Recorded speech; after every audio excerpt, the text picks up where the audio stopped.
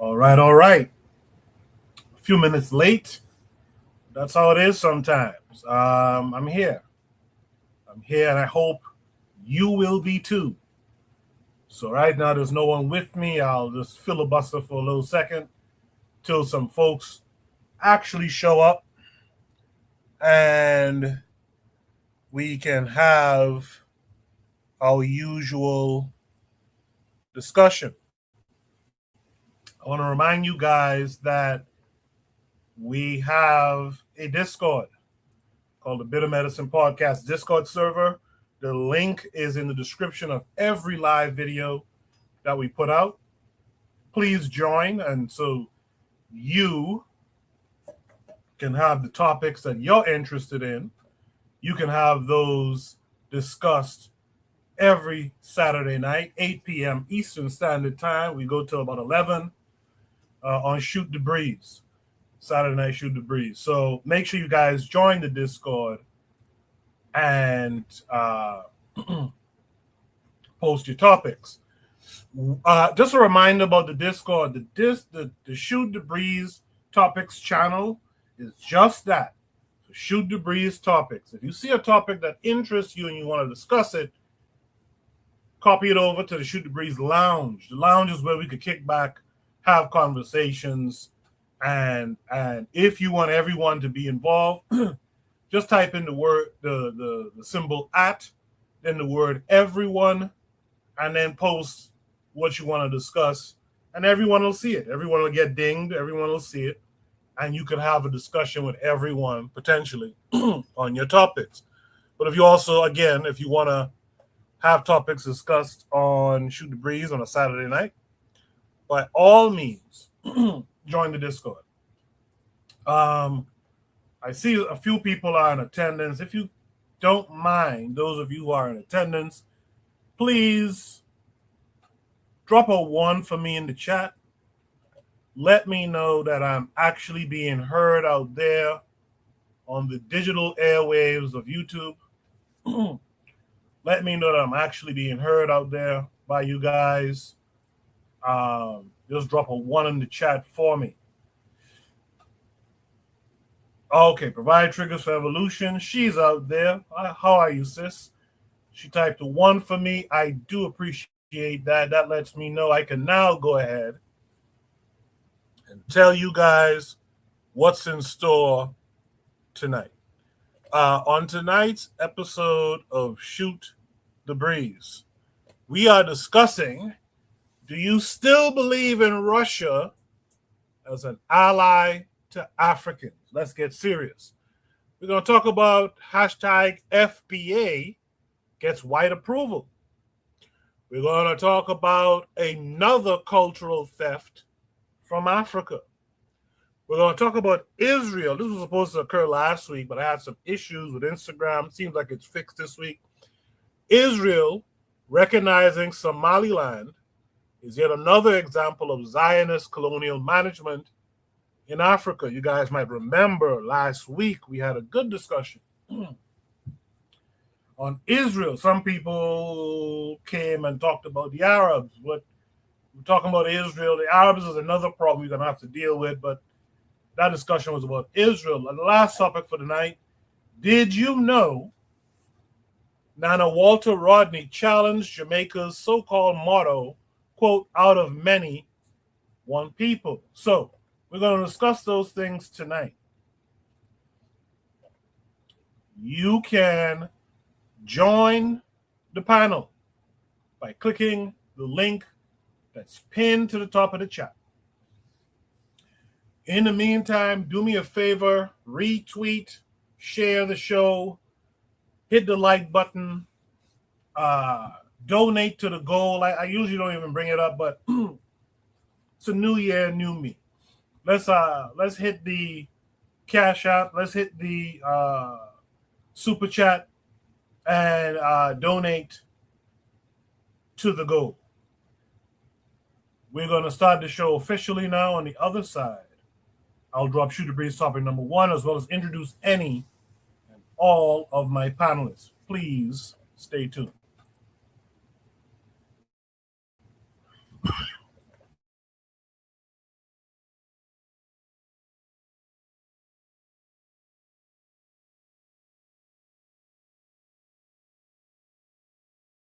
You are listening to the Bitter Medicine Podcast on KWAC Radio.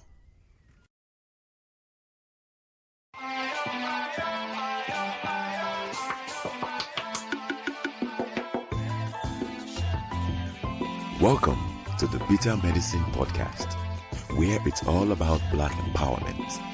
Our show focuses on Black news and entertainment, arts, science, economics, history, people, and strategies that uplift, empower, and motivate Africans within the diaspora. And now, your host, whose favorite color is black, Goku.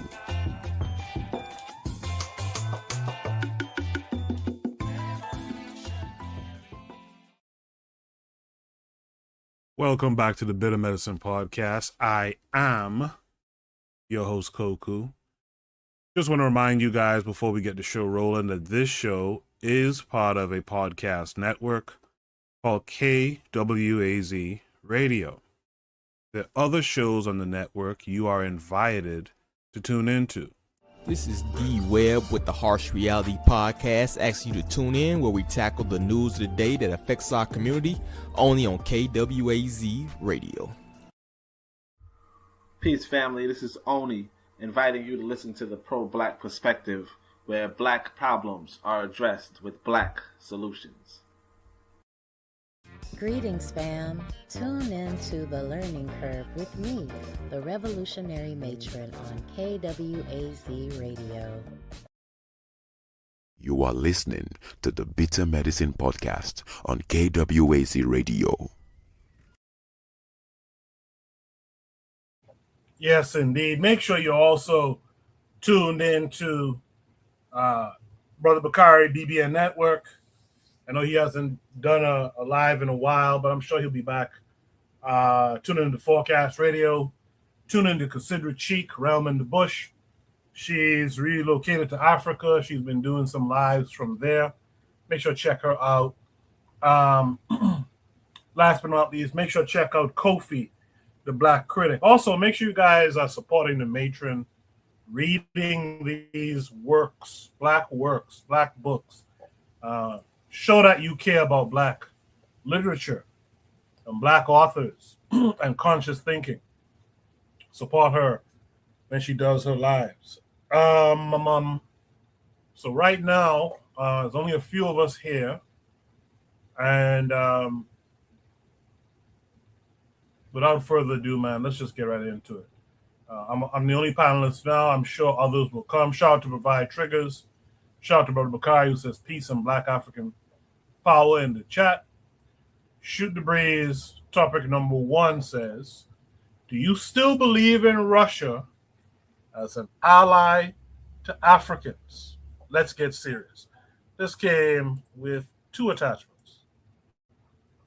First one takes us to a post by one angry biracial. Make sure you guys could see what I see. There you go. So this is a post from Angry Biracial. It says, reports reveal Russia is forcing Africans into suicide missions in Ukraine. Russia is forcing Africans into suicide missions in Ukraine. Before I get any deeper into the topic, let me welcome in Black Steel this week. Black Steel, how are you? I'm doing great, Coco. How about yourself? I'm hanging in there. I'm good. Thanks for coming through. No problem. Yes, sir. So, again, Shooter Breeze topic number 1. Do you still believe in Russia as an ally to Africans? Let's get serious. So, this takes us to Angry Biracial's post. It says, reports reveal Russia is forcing Africans into suicide missions in Ukraine. So, this is a clipping of online, I guess, newspaper. It says, Russia forces African recruits to become suicide bombers. Thousands from the continent being press-ganged by Moscow before being sent on, quote-unquote, meat grinder attacks. Before I show you the video, let me just look at some of the comments. There's the 28 comments. Someone says they could use a robot to deliver bombs, but they just want to hurt black people. Someone else says they should have been home, talking about the Africans. Someone else says, I tried to warn several Africans, especially when those vile Eastern Europeans started pushing nonsense propaganda about Russians not being racist. They call me names and accuse me of being many things. I feel sorry for the families of those enlisted. It must be sad knowing your family and friends threw their lives away for nothing.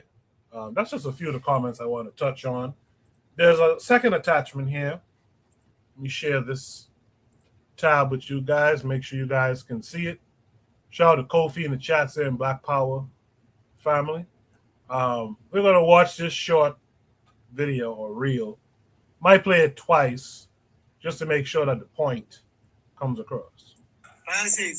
Сейчас побежит хули ебать, он по лесу будет скакать.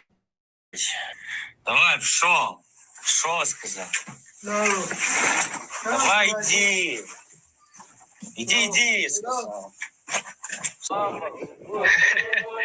глянь, сколько одноразочек. Еще и поют. Радостные. Ничего, сейчас на залив пойдут. По-другому запоют. When Malcolm X said the white man was the devil, he wasn't just talking about Americans. Russians are Europeans, they're white men too. And instead of fighting their own wars, they do what these cave beasts have always done. They capture, they enslave, and they force black bodies to die for them. Because Russia is getting his ass kicked in Ukraine, it is tricking and kidnapping Africans and forcing them to be suicide bombers. He has a bomb on his stomach because in their eyes, black bodies are disposable. They always have been. It's the same thing here in America, except there's no literal bomb strapped on black soldiers' chests. The vast majority of black soldiers are in the infantry, on the front lines. Black bodies have always been disposable, cannon fodder, worthless to America. And until we start caring about our own bodies, we're going to keep being disposable for white wars, for white oil grabs, used as pawns to terrorize other brown countries and brown peoples. People of African descent all over the world need to understand one fundamental truth. The white man, no matter if he's American, Russian, German, anyone who hails from Europe, from the Caucasus Mountains, is your enemy.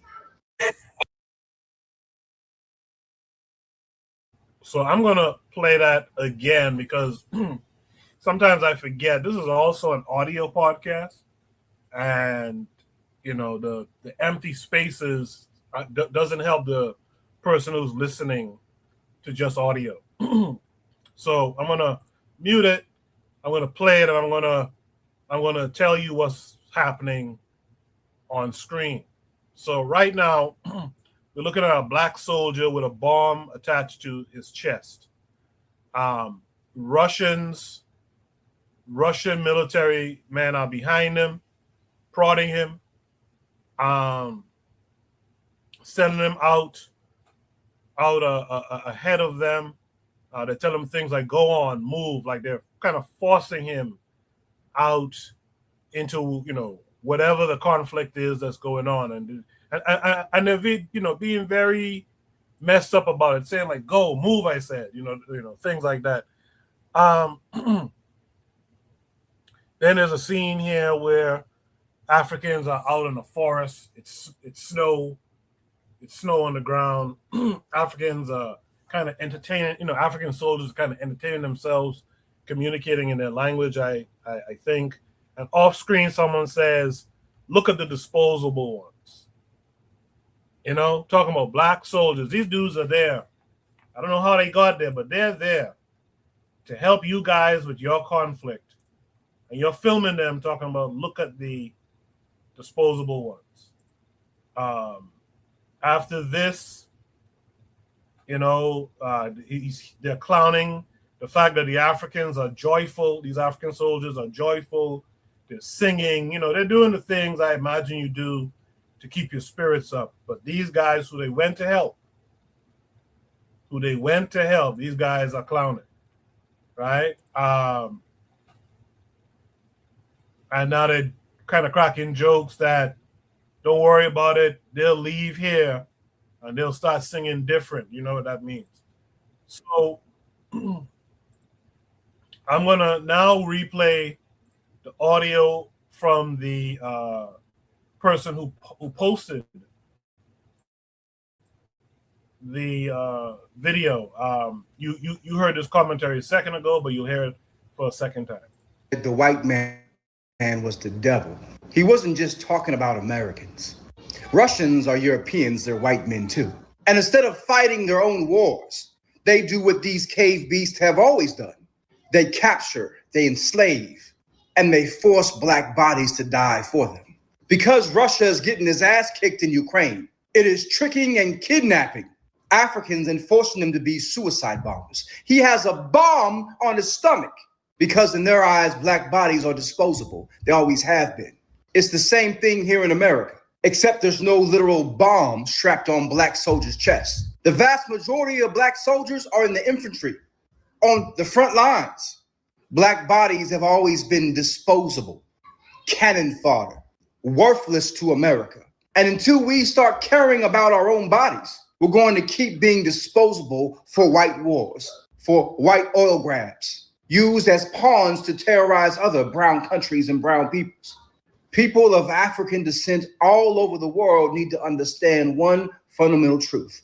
The white man, no matter if he's American, Russian, German, anyone who hails from Europe, from the Caucasus Mountains, is your enemy.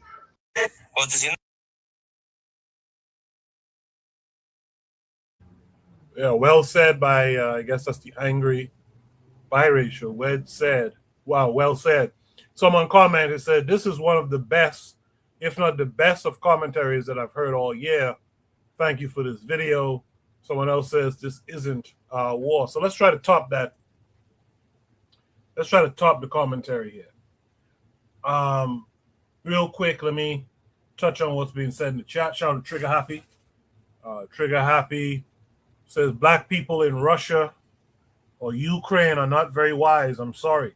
We all need to get familiar with the idea of positive neutrality when it comes to our foreign policy. It calls back to the Israel topic too. He goes on to say positive neutrality should be understood as us, or as, I guess that's the U.S. as black people working together by race, then working with other nations we don't have strong relations with, then taking the wealth from other nations. That wealth would go to black people while we try to maneuver relations with foreign nations. Russia definitely not an ally by kinship, as we can see here. Russia is useful in limiting NATO influence. Real quick, due to the platform that I'm using, StreamYard, when you guys put those emojis, I don't see the emoji, just to let you know. I just see it as letters. So if you could spell it out a little bit, that'd be great. Provide triggers for evolution says, I think Africans joining the Russian military is a symptom of economic desperation. Reason why the continent needs to get its economic affairs in order. Otherwise, this form of exploitation of black bodies will continue globally, keeping Africans in a disadvantaged position. Very good comments so far. Keep the comments rolling. That helps the conversations up here be even a little bit more thorough. Before I get into it, let me welcome in Brother Bakari this week. Brother Bakari, what say you? Peace, my brother. What's going on, Black Steel? Yes, sir. Thanks for coming through. Let me start with let me start with Black Steel. Black Steel, do you still believe in Russia as an ally to Africans? Let's get serious. Talk about it. Well, I don't know where it was said that Russia was an ally to African people.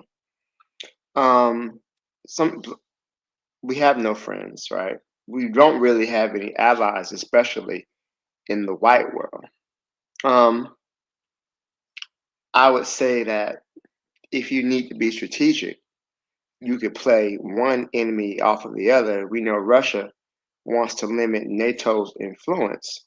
So it's possible to play one hostile European power off of another one. But I want to know how they got there. Are they signing up to fight in another country's military in exchange for what? Citizenship, scholarships. I just want to know, and I don't even know what these African people are from, but what course of events came about to find you in the Ukraine, right? Um, that's one thing.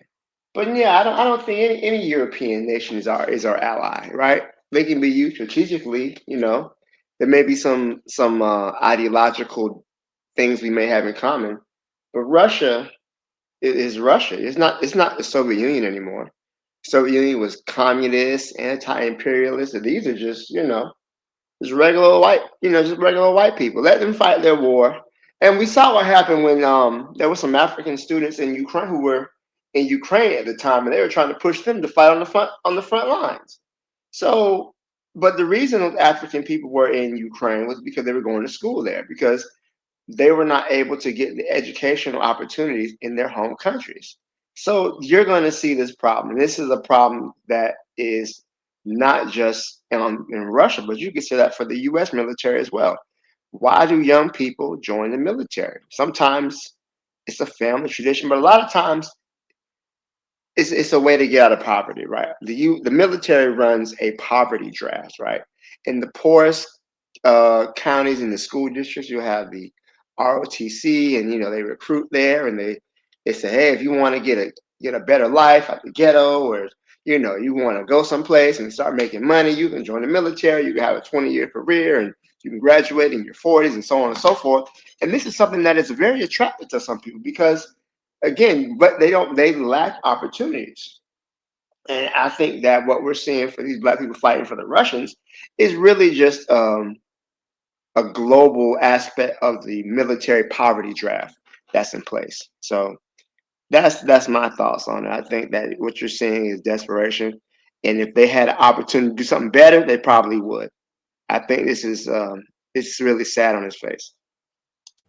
But Black Steel, before you go, so I didn't realize at first there was slides here. So they say that South Africans are being lured to suicide missions in Ukraine.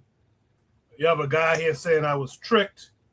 An African athlete lured to Russia for work ends up in front lines of Ukraine war. Well, Black Steel, the question I have for you, I guess, is: has that ever been the case? Has it been true, or is it true that you're going to join these people's military and get a better life afterwards? When has it been true? When last was it true?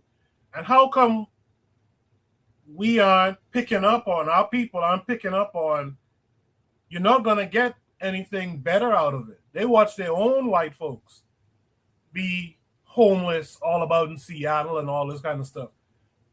They're not checking for them. Why do we still fall for this idea that we have some future after risking our lives serving these people?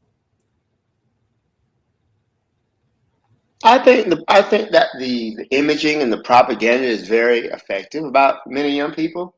If you join the military, you get 4 meals a day, you get a place to stay.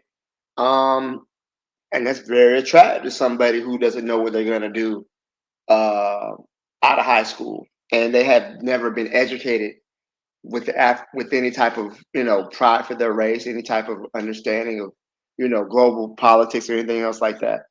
That's something that, hey, I can join the military. And like you said, there's a lot of veterans who come out homeless and with mental, PTSD and mental issues. But then they look at that small percentage, or look at this guy. He did his time in the military, and now he's retired. He got nice money. They don't look behind the curtain and see the struggle that so many people who joined the military had to deal with. So I guess a lot of it, like the dude said, he was tricked. I think a lot of it is ignorance, personally, especially in this situation here. You had Africans join the Russian military. Like, I'm confused. Like, there's wars you can fight in Africa if you want to just want to fight somebody. I don't get it. Yeah, excellent point. There's wars in Africa you could go and fight if you just want to fight. But this is, I suspect there's a little something else going on here. And I think you kind of touched on it. I think there's low racial self-esteem. I think we feel like we did something by fighting for these folks and being able to say, well, we fought for y'all during such and such a time. And at first I was beginning to think maybe there's a low maybe we're failing. Maybe we're not working hard enough. We're not outmaneuvering the propaganda that they get. But I'm saying, I mean, for like in America, for black folks, you've known for 50 years or more that you don't really get nothing out of serving. Sure, you may get a couple of meals a day and this, that, and the other, but what happens after? And there's enough examples to see what happens after. I think there's something else going on here, but let's see what Brother Bakari says. Brother Bakari, do you still believe in Russia as an ally to Africans? Hell no, I never believed it. I never thought you could use where I disagree with Black Steel. You can't use a European country against another when you don't have a military to defend yourself. They all have the same end goal, is to take from black folk. And the problem is black folk run around the world, African folk run around the world looking for the people that has historically treated you awful, to look out for you, right? To take care of you.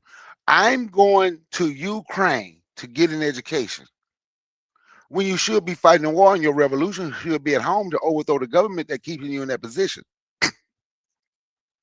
But I'm going to go to Ukraine. See, it bothered people when I said, if that was my country, I would make them get in my military too. War start, now you want to leave. You ran your ass over here to get some benefits. Now war starting, you saying it's not your country. It doesn't work like that. We can say, well, it's wrong all we want. Right? It ain't about right. It ain't about whether it's wrong. Right and wrong. It's about, but I did this for y'all. Y'all gonna do something for us. So you run over there. And now that happened. And now you're in Russia. That's why I'm still second guessing, and I will forever question the friendship that Burkina Faso have with Russia.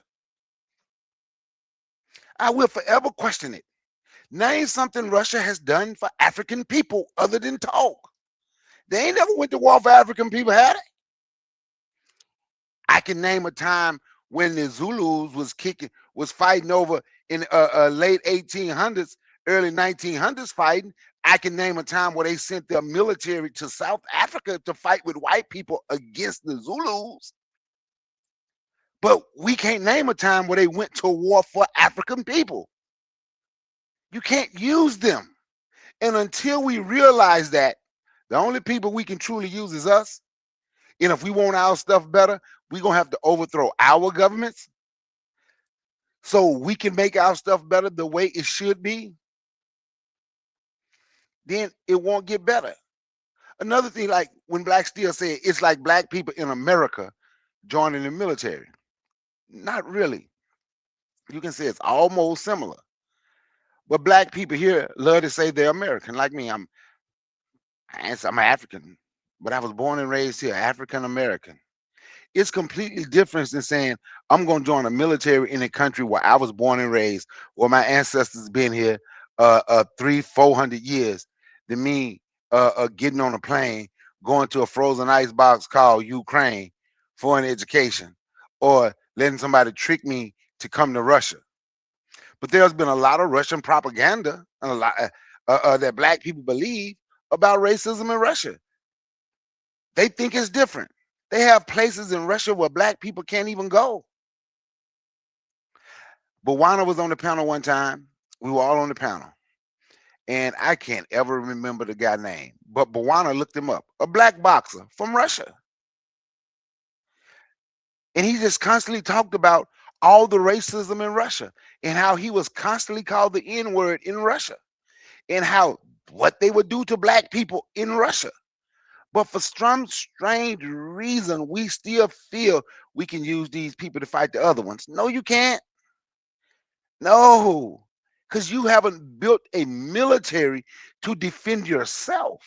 If you had a military, a strong military, where you could use them and they can't turn and take from you, that would be one thing. But if you have to depend on them and the Chinamans and everybody else to do every damn thing for you, you're really in a position where you can't use nobody for nothing. You can hope and pray. And that's what black people is doing all around the world, hoping and praying. So no, they are not an ally. They would never be an ally. And I don't care who don't shit. There's been a lot of people who don't like what I say about the situation, but that's not a good idea, tying your hands with white folks like that. All of them are saying they all want to run the world. Russia and Ukraine, those are just Vikings. If you study the history of these stuff, these people have never stopped fighting. The Russians, those are the Rus. Rus is the old Norse word. Rus is the root word for Russia. Ukraine was founded by Vikings. Greenland, who the lunatic in office them say they want. Greenland, founded by Vikings. Then you have Denmark and Norway gonna stand with all this shit, just Viking shit, and they've been having these same wars for 1,000 years. And now all of a sudden, we're gonna figure out a way to say, yeah, they're gonna partner with us. No, they are advanced when it comes to war. They've been making damn weapons of mass destruction for a long time. Go back to the cannon and everything. They've been doing it for a very long time, and we haven't tried to do anything to defend ourselves. So you can tie your hands with somebody who's much powerful than you, and whoever you are trying to get them to help you move, whoever you want moved out of your way, once they're moved out your way, like Dr. John Henry Clark said about the Arabs over in Egypt. He said the Arabs helped the Egyptians get rid of Rome. But the Arabs been on their back ever since. If you haven't built anything to defend yourself, you just gonna go down that road with somebody else, a different person that want to treat you bad and take all your stuff. That's my thought on it. I yield the mic. Good stuff, Brother Bakari.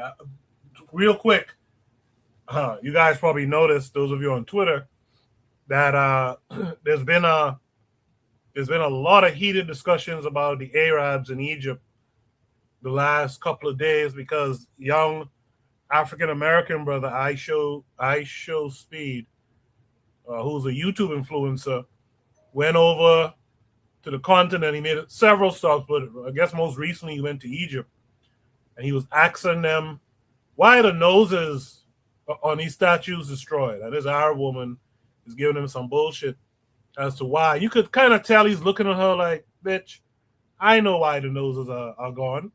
But now though, you have all these Arabs out of Egypt who are talking about, we are the true Egyptians. You black guys are trying to erase our history and all this kind of stuff. It's very interesting.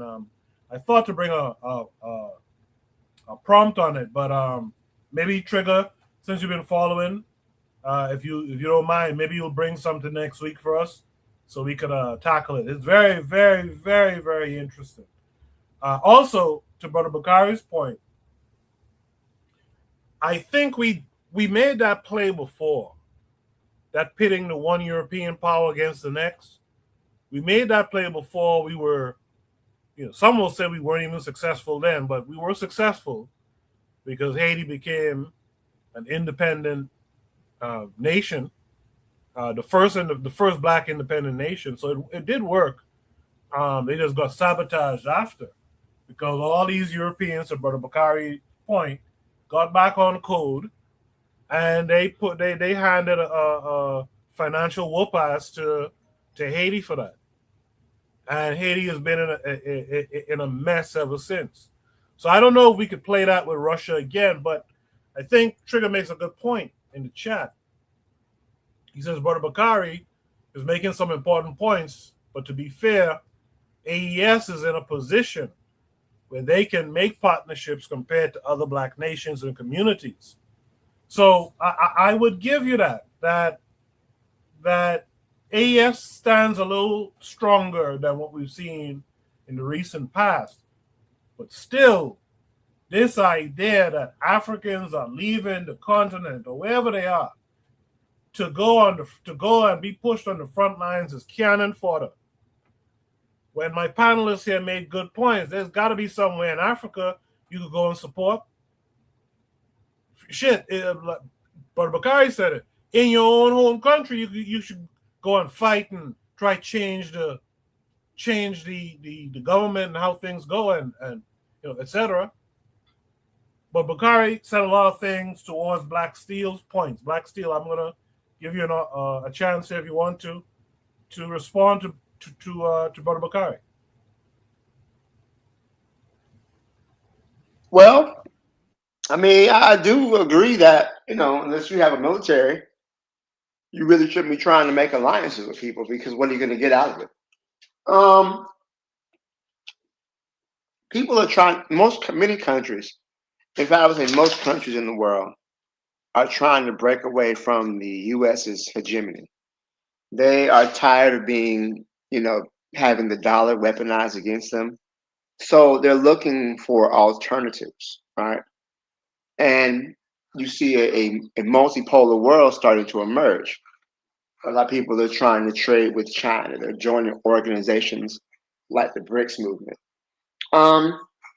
Again, Russia is no one's ally. Russia's not in it for because they just love black people.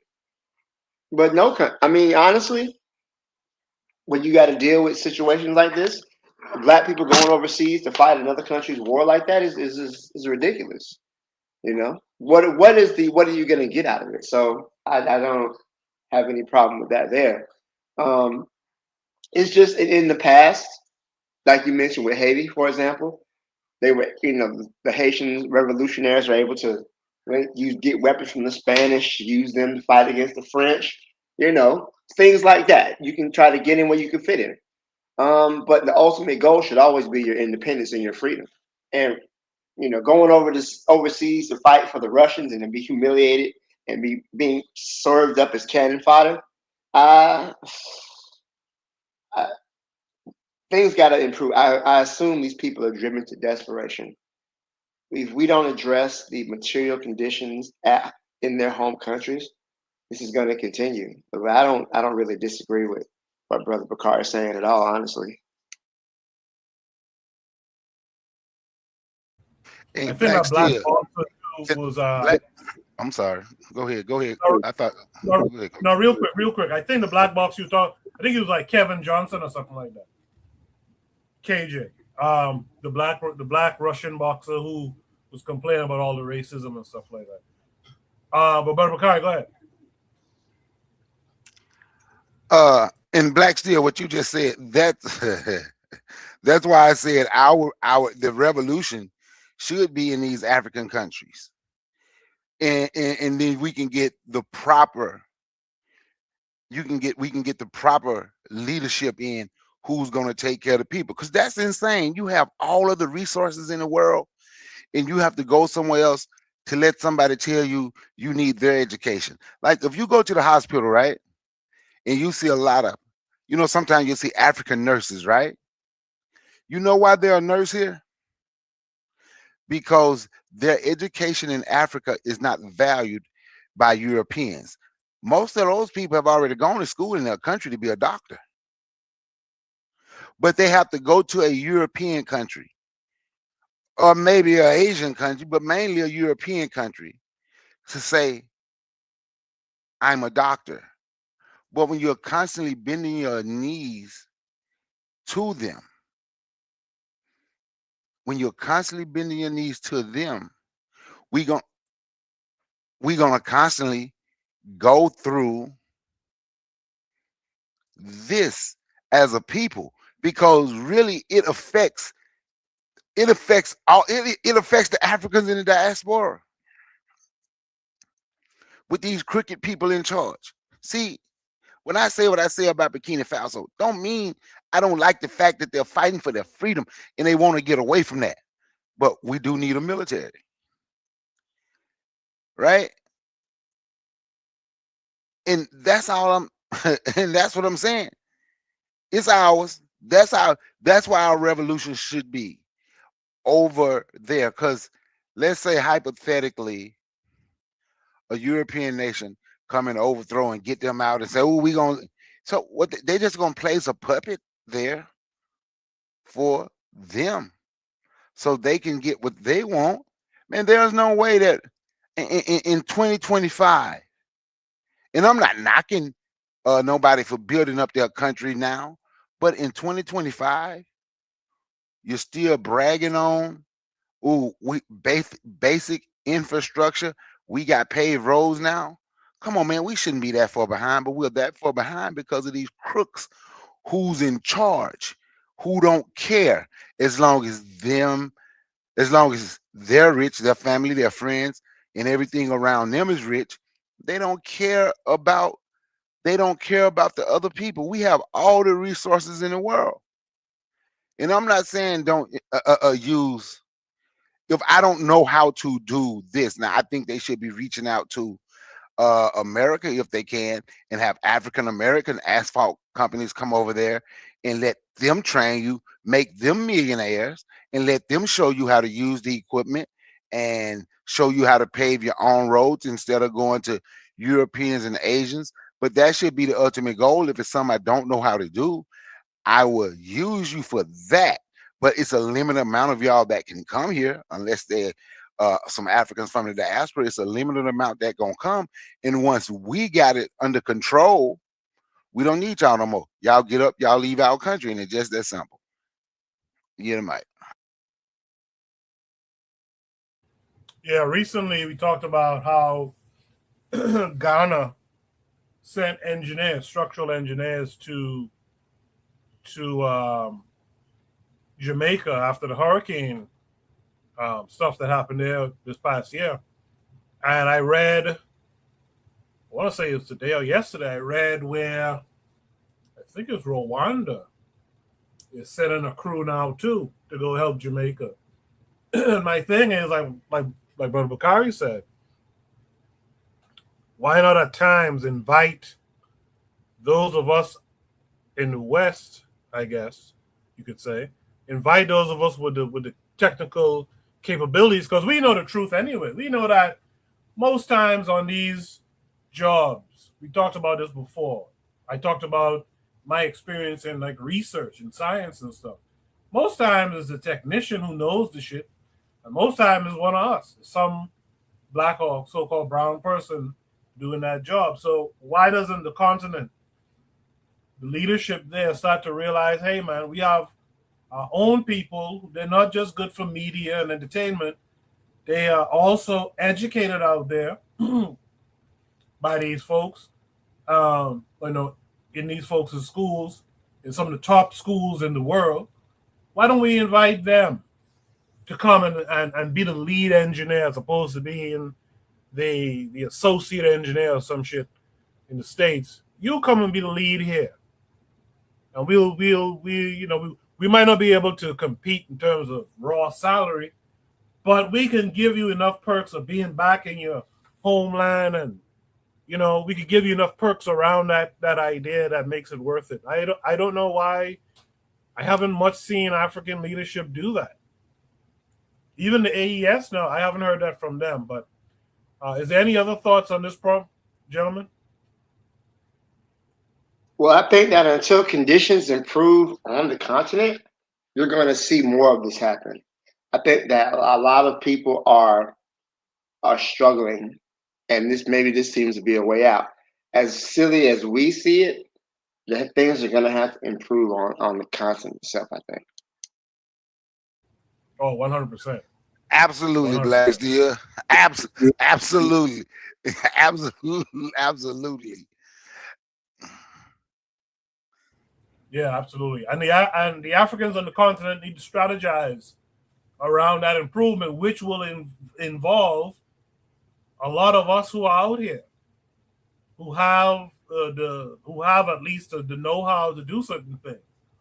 or at least have the ability to learn how to get the solutions that's needed out there. So, we're looking at you now, continent. Let's move on to Shoot the Breeze topic number 2, man. Shoot the Breeze topic number 2 is an interesting one. I posted this in the general chat on the Discord. If you haven't joined the Discord, click the link in the description of this episode and join. This was interesting. Shoot the Breeze topic number 2 says, FBA, hashtag FBA, gets white approval. This comes with 2 links. Let me tee up the first one, make sure you guys can see it. Yes, the first one involves one Tucker Carlson. If you've seen this video, drop a 1 for me in the chat. Let me know that you've seen it. Drop a 2 if you've seen it on the Discord. You're racist for that? They did. Which is actually quite interesting because I got a call from the Foundational Black American Society here in Florida who reminded me that Byron's mother is Jamaican, he is Panamanian, and they found it quite insulting, in their words, that he would try to claim victimhood of slavery without a single descendant of American slaves in his family. I like those foundational guys. They're so good. Tariq Nasheed and all. I mean, I don't agree with everything, but they've got a perspective. If your family's been here 400 years, and the descendants of a lot of American slaves or families have been here 400 years. I don't know. I think that gives. I'll listen to you. Like you've 100%. You've got a point of view that is legitimate. I think. Yeah, and they're unequivocally heritage Americans. That's for sure. 100%. They're definitely heritage Americans, if anyone is. And someone rolls in from Ghana and gets an MSNBC slot and starts speaking on behalf of black people. It's like, shut up, honey. You've got nothing to do with this. Right. That's Literally. a fair perspective, right. I think. And so it's good to actually see them call them out for that. That's actually cultural appropriation. Appropriating the struggle of slavery. I totally agree. And the struggle of slavery was real. I don't think Republicans ever want to really whitewash that. It's real, no. Right? But for we're Byron, against slavery. We're against it. Whether it's in the, West Bank or here or anywhere. Yeah, against it. And so for Byron's group, his team, to call me and essentially our entire supporting base racists for saying that you're a slave when quite literally you took $45 million. You won't tell us what you agreed to take that money this early in a primary, which is unprecedented. You know this, how unprecedented that kind of money is in an uncontested primary until now. But secondarily, to actually go out and try to gaslight us and think that you're just one of those guys that has been here, since the early 1800s and your family was in the struggle too. You're not. And that's a very interesting term that the Foundational Black Americans use. It's called tether. They're tethering these tethers like Byron Donalds. They come here literally 1 generation in and they try to just sit around and act so folksy that we're all part of the same struggle and we're all down on and we need to fight against. No, you just got here, dude. Like the Haitians, like the guys from Ghana who just got here. You don't get to just be a part of our system and then lecture us about how our country went wrong. And they called you a racist for that? They did. Which is actually quite interesting because I got a call from the Foundational Black American Society here in Florida.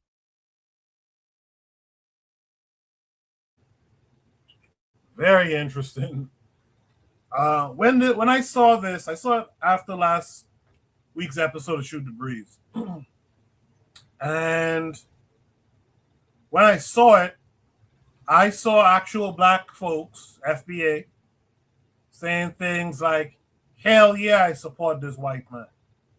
And I'm proud to do it. I saw that last week. I was trying to find it today and I couldn't in the time that I had. But this is insane.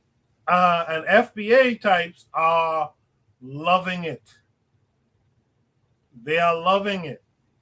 Now I saw Professor Black Truth or whatever. Yeah, I think that's his name. I saw him try to switch it around. I saw that this evening. He tried to switch it around and make it seem like, no, we don't trust Tucker Carlson, but we know that you tethers are going to hate it, so we're going along with it, which is just complete nonsense. By the way, this guy who Tucker Carlson is talking to, he's an immigrant, by the way. With that said, man, let me welcome in Kofi. I know once I said hashtag FBA, Kofi was going to show up. Kofi, how are you this week? I'm doing well. I'm doing well. Yeah, you heard the dog whistle. I was listening the whole time. I'm just taking some time out right now. Yeah, I'm speaking. You hear me? I'm muted? No, I can hear you just fine. I can hear you. I can hear you. Okay. I can hear you. No, I can hear you. Okay, cool. Yeah, I'm gonna try to get it in because I got two things going on right now. I'm glad you picked me first, but peace to the panel, peace to you, Koku. Yeah, I saw this and it is basically, it's sad. So when you have these guys that say no, it's about lineage, it's our delineation is pretty much about us trying to be our own different types of black people. We're not just one, big black Negro or whatever. There's different types of black people. You want to do that. It's not about us hating on the diaspora. It's not us hating the Caribbean. It's not about us hating the Africans. It's just us being about us. But here they are again, and they're supposed to be so-called independent. They don't care about any party as long as they get reparations. Remember, the goal is reparations. But here they are, like you said, Koku, cheering this on. Tucker Carlson, which is a Vietnamese racist person on the right. Now it's not about partisanship, right? And again, they say, oh, a tether is someone who wants to undermine you. So they say Byron Donald is undermining them. Now, these two assholes, they're this is the dynamic. Now, Fishback wants to get Byron Donald's position in Florida. They're in the same party. Byron Donald, by a long shot, is not a Democrat. He's not a liberal in the sense. He's your typical black Republican shucking and jiving, carrying water for white racists by any means necessary with his white wife. His makeup is my wife's makeup, Jamaican Panamanian, right? So when he's trying to say that, well, he has no history ties. So the thing that Byron Donald says, even when I go on other shows that I go on, you got these Negroes, they want to defend that. When Byron Donald says, hey, during Jim Crow, the black family were together. And you got the quote unquote people that are independent, Negroes that say they're independent. They say, well, I don't see what that means. He's not saying Jim Crow is good. So why would you mention during the time of Jim Crow? You're trying to, you're signaling, right? You're dog whistling the right to your racist base that, before black people had rights, it was good. But I'm only mentioning that to say is that if we do a little bit of history, these FBA goons think that black people only came here during the civil rights era. So Garvey wasn't here and there weren't any Jamaicans here at all. What I find what Byron Donald says is racist, but by Fishback or Fish Ass is talking, he sounds just like a FBA. Saying, well, he just got here, he has no ties here. I don't know how far back Byron Donald's family goes back to the Americas. Could have been at the beginning of the 19th century. I have family here that came here in the 40s. In the 40s, my great grandmother that I knew was here before most of my family that was here. So they were here. So you have people that goes way back, but they're trying to say this is a flex. Like this, they've made it. They finally made it. Here we have someone mentioning our cult group online into the limelight now. And it's by racists, but who cares? That's why I'm saying before this, FBA is dead on arrival. It stands to me, this foundational black Anglo-Saxons, because they want nothing to do with the black people, but they have no problem with this Fishback person, which is Cuban. He's first generation immigrant. He is also a tether. I think one of his parents is white because Fishback is not a Latino name, right? So same thing with Tucker. Tucker Carlson, he's kind of old money, right? But it's sad to see what we're saying, what I was saying, especially, is coming to fruition, just because I'm saying you're a hate group. So anyone that coincides with your hate, you're gonna back them.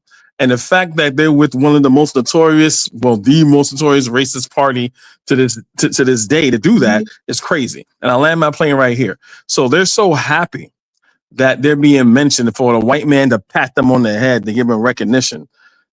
Fish ass is running for Byron Downs' position. Even though him and Tucker Carlson, they pom waving for them and stuff like that, these niggas don't understand they're being used as political props. All they care about is them dumping on Caribbean. Now, he didn't say anything that he's gonna do anything for Black Americans. Not one thing. He didn't say he's gonna do anything for them. But it doesn't matter. They don't care. And that's the sad part. But I took up too much time. I gotta get back to something, but I will listen. I'm curious to hear what everybody else says. Thank you. Appreciate that, Kofi. Yeah, no, good stuff. And by the way, when Kofi says, these Black folks, he doesn't mean all Black Americans. He's talking about the ones who, in this case, specifically identify as FBA. By the way, I forgot to mention this second attachment here. This was a tweet by Jempo, who says, be aware that the dude speaking across from Tucker is running on white genocide and the great replacement theory. He may be a wolf in sheep's clothing. Someone with an American flag comes along and says, even a broke clock is right twice a day. The guy comes back, Jempo, and says, right, but we can't be blindsided by the grift. So, again, it's not all Black Americans, but it's definitely those who identify as FBA are really, really hyped that they've been recognized by these white guys. By the way, too, Tariq Nasheed has a history with Tucker Carlson. Tucker clowned him. I should have pulled that video, too. Tucker clowned him on his show a couple of years ago. So keep that in mind. Oh, and by the way, when Tucker says I agree with not everything, but a lot of the FBA stuff, you want to bet that the thing that he doesn't agree with is reparations. Let me hear from Black Steel on this next. Black Steel, what say? Well. I saw this video. I commented on the Discord. If your enemy is co-signing what you do, you got a big problem, right? When you got racists out here like Tucker Carlson co-signing your movement, yeah, you got an issue here. You definitely got an issue in this scenario, right?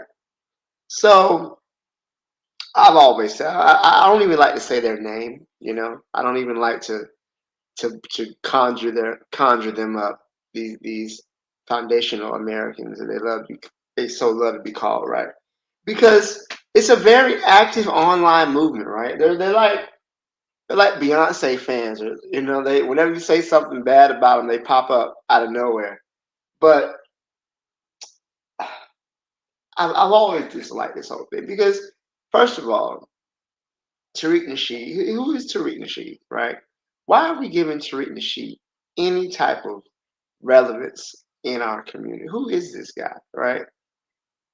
He's a former pimp, he made some self-help books, he's just flip-flops. Who is he? I heard about all this stuff. His hidden history museum got turned into a nightclub, then it got shut down. I don't know all the details about it, but just this whole FBA ADOS thing just bothers me. Oh, and they're a very small but very vocal minority, because you gotta read the room, right? We're in a renaissance of white supremacy in this country, especially the United States, right? We're in a renaissance of white supremacy. You got the president of the United States coming online and saying that the civil rights movement hurt white people. So the fact that you coming after Black people from other countries, like the statement about, oh, he has no experience with slavery. Like as if slavery wasn't on Jamaica, right? As if the slavery in the Caribbean was so harsh that slaves in America were afraid to go there. Like if you were a slave who misbehaved, they would send you to Barbados. You know, this as if they don't have an experience of slavery. Slavery by the English, right? So the Great Britain brought slaves over to the Americas, right? So slavery in Jamaica was started by Great Britain, just like slavery in America was started by Great Britain. What do you mean they don't have the experience of slavery? I don't understand what he means. As if American slavery, as it existed in the continents of the United States, was just so alien to every other form of slavery. It's a ridiculous statement, right? But that's why most people don't really rock with these clowns, right? Now, you know, they're worried about survival. First, they're talking about reparations, which you definitely ain't finna get reparations under the Trump administration. So now they've changed their messaging, right? Now it's about survival. But they still have more smoke, more hatred for another black person from another country whose ancestors got off the boat a little bit further from your ancestors. And really it's meant to be counterintelligence, right? The fear of black people organizing and uniting with other Africans across the world has always been a major threat to U.S. hegemony, right? So they've often done many things to dissuade black people and Africans or black people in the Caribbean from linking up. That was a big problem. It's always been a big problem. So the fact that they're going so hard at other black people, they got a name for them. But I don't know if you saw Corey Holcomb talking to Anton Daniels. They never have smoke for these white people. They always want to go after other Africans. So at this point, I can only deduce they are anti-African, anti-black hate group, much as what Kofi said. So that's just my thoughts. And the fact that they're applauding this just further confirms that in my mind. They're an anti-black hate group. I'll yield the mic. Thank you. Can I also mention also that that they're so right wing. All the talking points that the Republican Party makes, just like MAGA, they'll ignore it because what MAGA's main goal is for Donald Trump, which is also an anchor baby, is to have a white ethno state, is to make sure that white people get a leg up. Like JD Vance says, he says no longer anymore in America where you have to apologize for being white. You know, so they have the same ideology, just when it comes to, again, like Koku said, I'm not talking about all black Americans, of course not. This is a subset of low intellectual, emotional people that is a very loud minority, right? So they have the same ideology. Oh, you're undermining us because if it wasn't for us, you wouldn't be here. If you leave and we get rid of you, then there'll be more opportunities for us because you look like us. The white man's gonna pass you up and forget us. We were already here, right? So they still have this instead of a white replacement theory, they have what would you call it? Indigenous black replacement theory. And I would say to them the same thing I would say to a white person that's saying that Mexicans and Asians are taking their jobs. Who are giving them those jobs? Those white people. It's not a Mexican or a Haitian or a Jamaican that got these jobs and giving it to minorities. It's white people that wants cheap labor because the average American is not going to work for that amount. So this is a capitalist society. So the thing is, for capitalists, is to maximize profit. So I can maximize my profit by giving someone to do the same job, if not better, to give me the same work, give me the same output. That's capitalism. You guys rant and rave about capitalism all the time. But I just also want to mention that it all doesn't make sense to you. They have the same ideology as a MAGA Republican. Appreciate that, Kofi. Let's welcome in our brother, Real Black Gentleman, this week. Real Black Gentleman, how are you? I'm good. I'm about to play a little devil's advocate here. I know you guys don't have a strong, like for the FBA. I being within the sense of it, you know what I'm saying? I get it. Look, I'm just gonna make a couple just quick points. Black people, as in America, as we've been in this country, separated from Africa, mind you. You know what I'm saying? Which is the first thing. Naturally, we've been separated, and the ocean is not a small barrier, right? If it were easy to go back to Africa, we would have depopulated ourselves from this country already. You know what I'm saying? The fact that Africans are still in America for 400 years means there's a couple reasons why that's the case. One, you know, trying to make the best out of the land while we're here. It's different. And it's hard to get people just to like give up this land. You know what I'm saying? As Black people, as a Black American, I don't want to necessarily feel like I have to be compelled to leave and go back to Africa.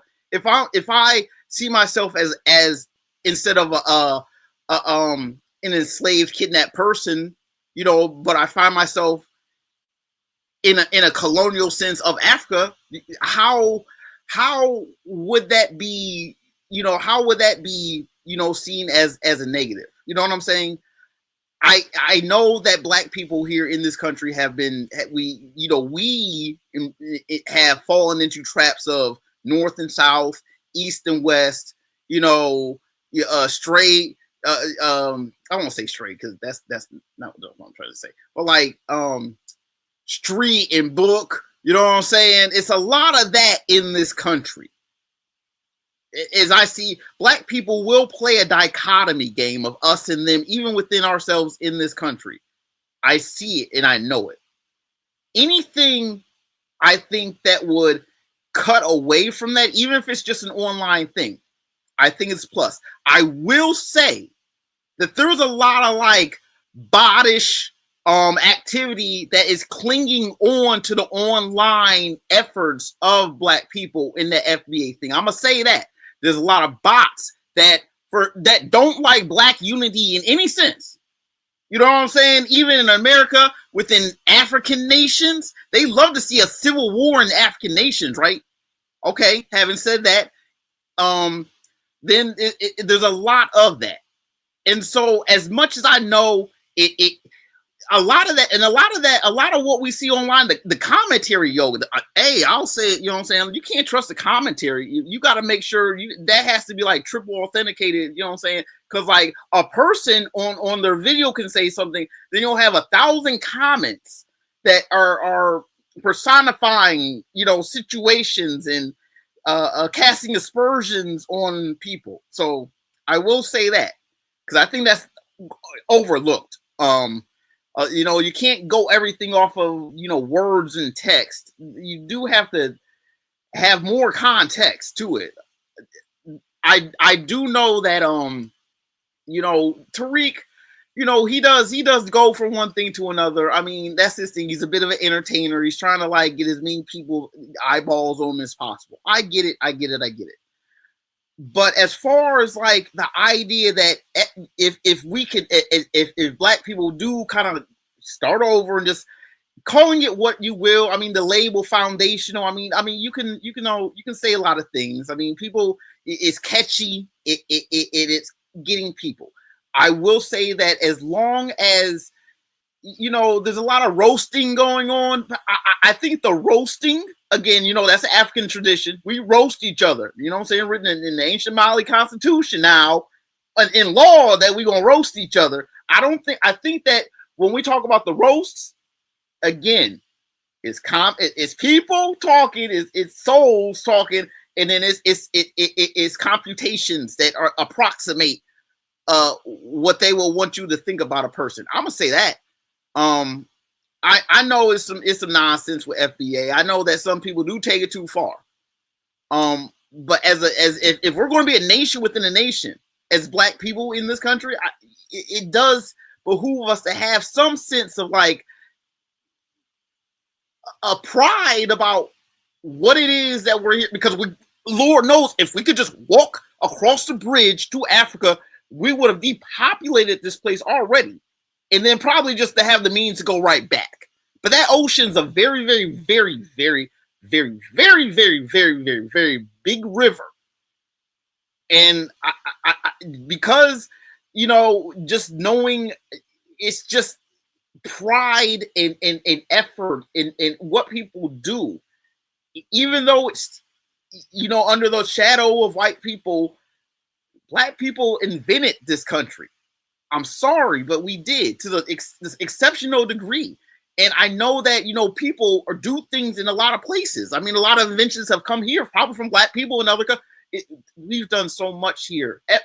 That's why I say, got to be the devil's advocate. I know, but I'm trying to figure out who's doing the hating and why. And I don't see, I'm not convinced it's us doing some of the extra stuff on the internet. I don't think it's Black Americans. Some, you know, we roast Black people, do some stuff, but I find Tariq has a touch more balance than people give him credit for. Even though I don't give him that much credence, because he's just trying to be entertainer. Even if he's trying to, you know, bring up history and try to put a little spin on it, you know, it is what it is. I'm not gonna, you know, cry. You know, people have given him $1,000. I haven't given Tariq a dime. I've given them $0 and 0 cents. You know what I'm saying? Like, I'm not, you know what I'm saying? I'm not going to be so, and he knows it's not about him. He said it many times. That's the whole point. If something happens to Tariq and, you know what I'm saying, he moves to another country or another place or whatever, FBA is not going to necessarily just go away. He's saying that he says that a lot on purpose. It's not about a leader. It's a lineage. It's an idea that, you know what I'm saying, and what that it's a sense of rooting ourselves in a place in time, and that's not to exclude Africa. It's just the nature of the ocean being a huge barrier, and you know what I'm saying. Lord knows if we could pack up our households wholesale, we would do so. I've said that 3 times. I'm gonna pass the mic. Can I respond to that? I really would love to respond to that. No, you're gonna have to wait, Kofi. You're gonna have to wait. I've been waiting a long time. All right, bro. I just want to say to RBG, you can be the devil's advocate anytime you want to be. And I really do mean that, because this is not intended to be an echo chamber. Sometimes I want to hear a different thought. Even an opposing one. The only thing I ask is that they don't be anti-Black, anti-African, anti-Pan-African. But if it's a differing opinion, I respect that, and I like a lot of the things that you said. You made points about it could be our enemy playing it up as well. That's true, and we have to be mindful of it. Both sides or all sides have to be mindful. So I do appreciate that. Let's go to Brother Bakari, and then I'll hit Kofi quick, and then we'll introduce our most recent panelists. Brother Bakari, what say you? First I want to say, I'm talking about everybody that just called themselves a Black American, erasing Africa out their name. I'm talking about all of them. I'm not going to sit here and say, well, it's not all of them. It's all of them. It's all of them. It's all of them that only want to be a Black American. They're all the same to me. I'm a Black American. They're all the same to me. But it was something that Black Steel had said, and I ain't write it down. But as he was talking, it just showed that Black Steel had the ability to think. When he said about, if those white people are co-signing you, that's a problem. That just shows he has the ability to think. But these other people, they're so happy, their thinking is they want to be white adjacent. White adjacent. They know they can't be white. They want to be white adjacent. So when they're talking about Byron Donalds, and they say, well, he have no history here of slavery in America. I don't know what he had, in all honesty. And neither do they. Do we know how many Africans they brought from the Caribbean to here? And so I don't know if any of his ancestors came here and was enslaved here. And neither do they. But it sounds good, though. His mama is Jamaican, his daddy Jamaican, his mama Panamanian. Right? It sounds good for them. So as for me, I would never talk about, well, you know, this is ours. We've been there 400 years. If it's yours, stop complaining about it. If it's yours, take it. If it's yours, do something about it. If it's yours, be smart enough to build up some numbers so you can do something about it. I'm not going to ever, and I understand RBG say he playing the devil's advocate. I ain't going to play the devil's advocate. I'm just going to be who I am. So if it's theirs and they have such a connection to being at the bottom, because that's what they're doing, it's plantation fighting. It's plantation fighting. Which one is better? Which slave owner was the best? And these slave owners over here, they treated us good. Like, I know where I'm from. I was born and raised in Mississippi, but I also know where my ancestors from. I can also tell you, I know my great grandmama was born in a slavery here in Mobile, Alabama in 1853. I can also tell you her mama was born on the continent of Africa. So for me to just say, oh, I'm just this American because I know we have been here so long. For me, I can't go that route. And then when you hear a white boy say, call them heritage American, the definition of heritage, the first one, property that is or may be inherited, and inheritance. So what are they doing? They have inherited their FBA, their Black Americans, to try to side with people who you truly don't have the same number of nothing that they have. You truly don't have the money that they have.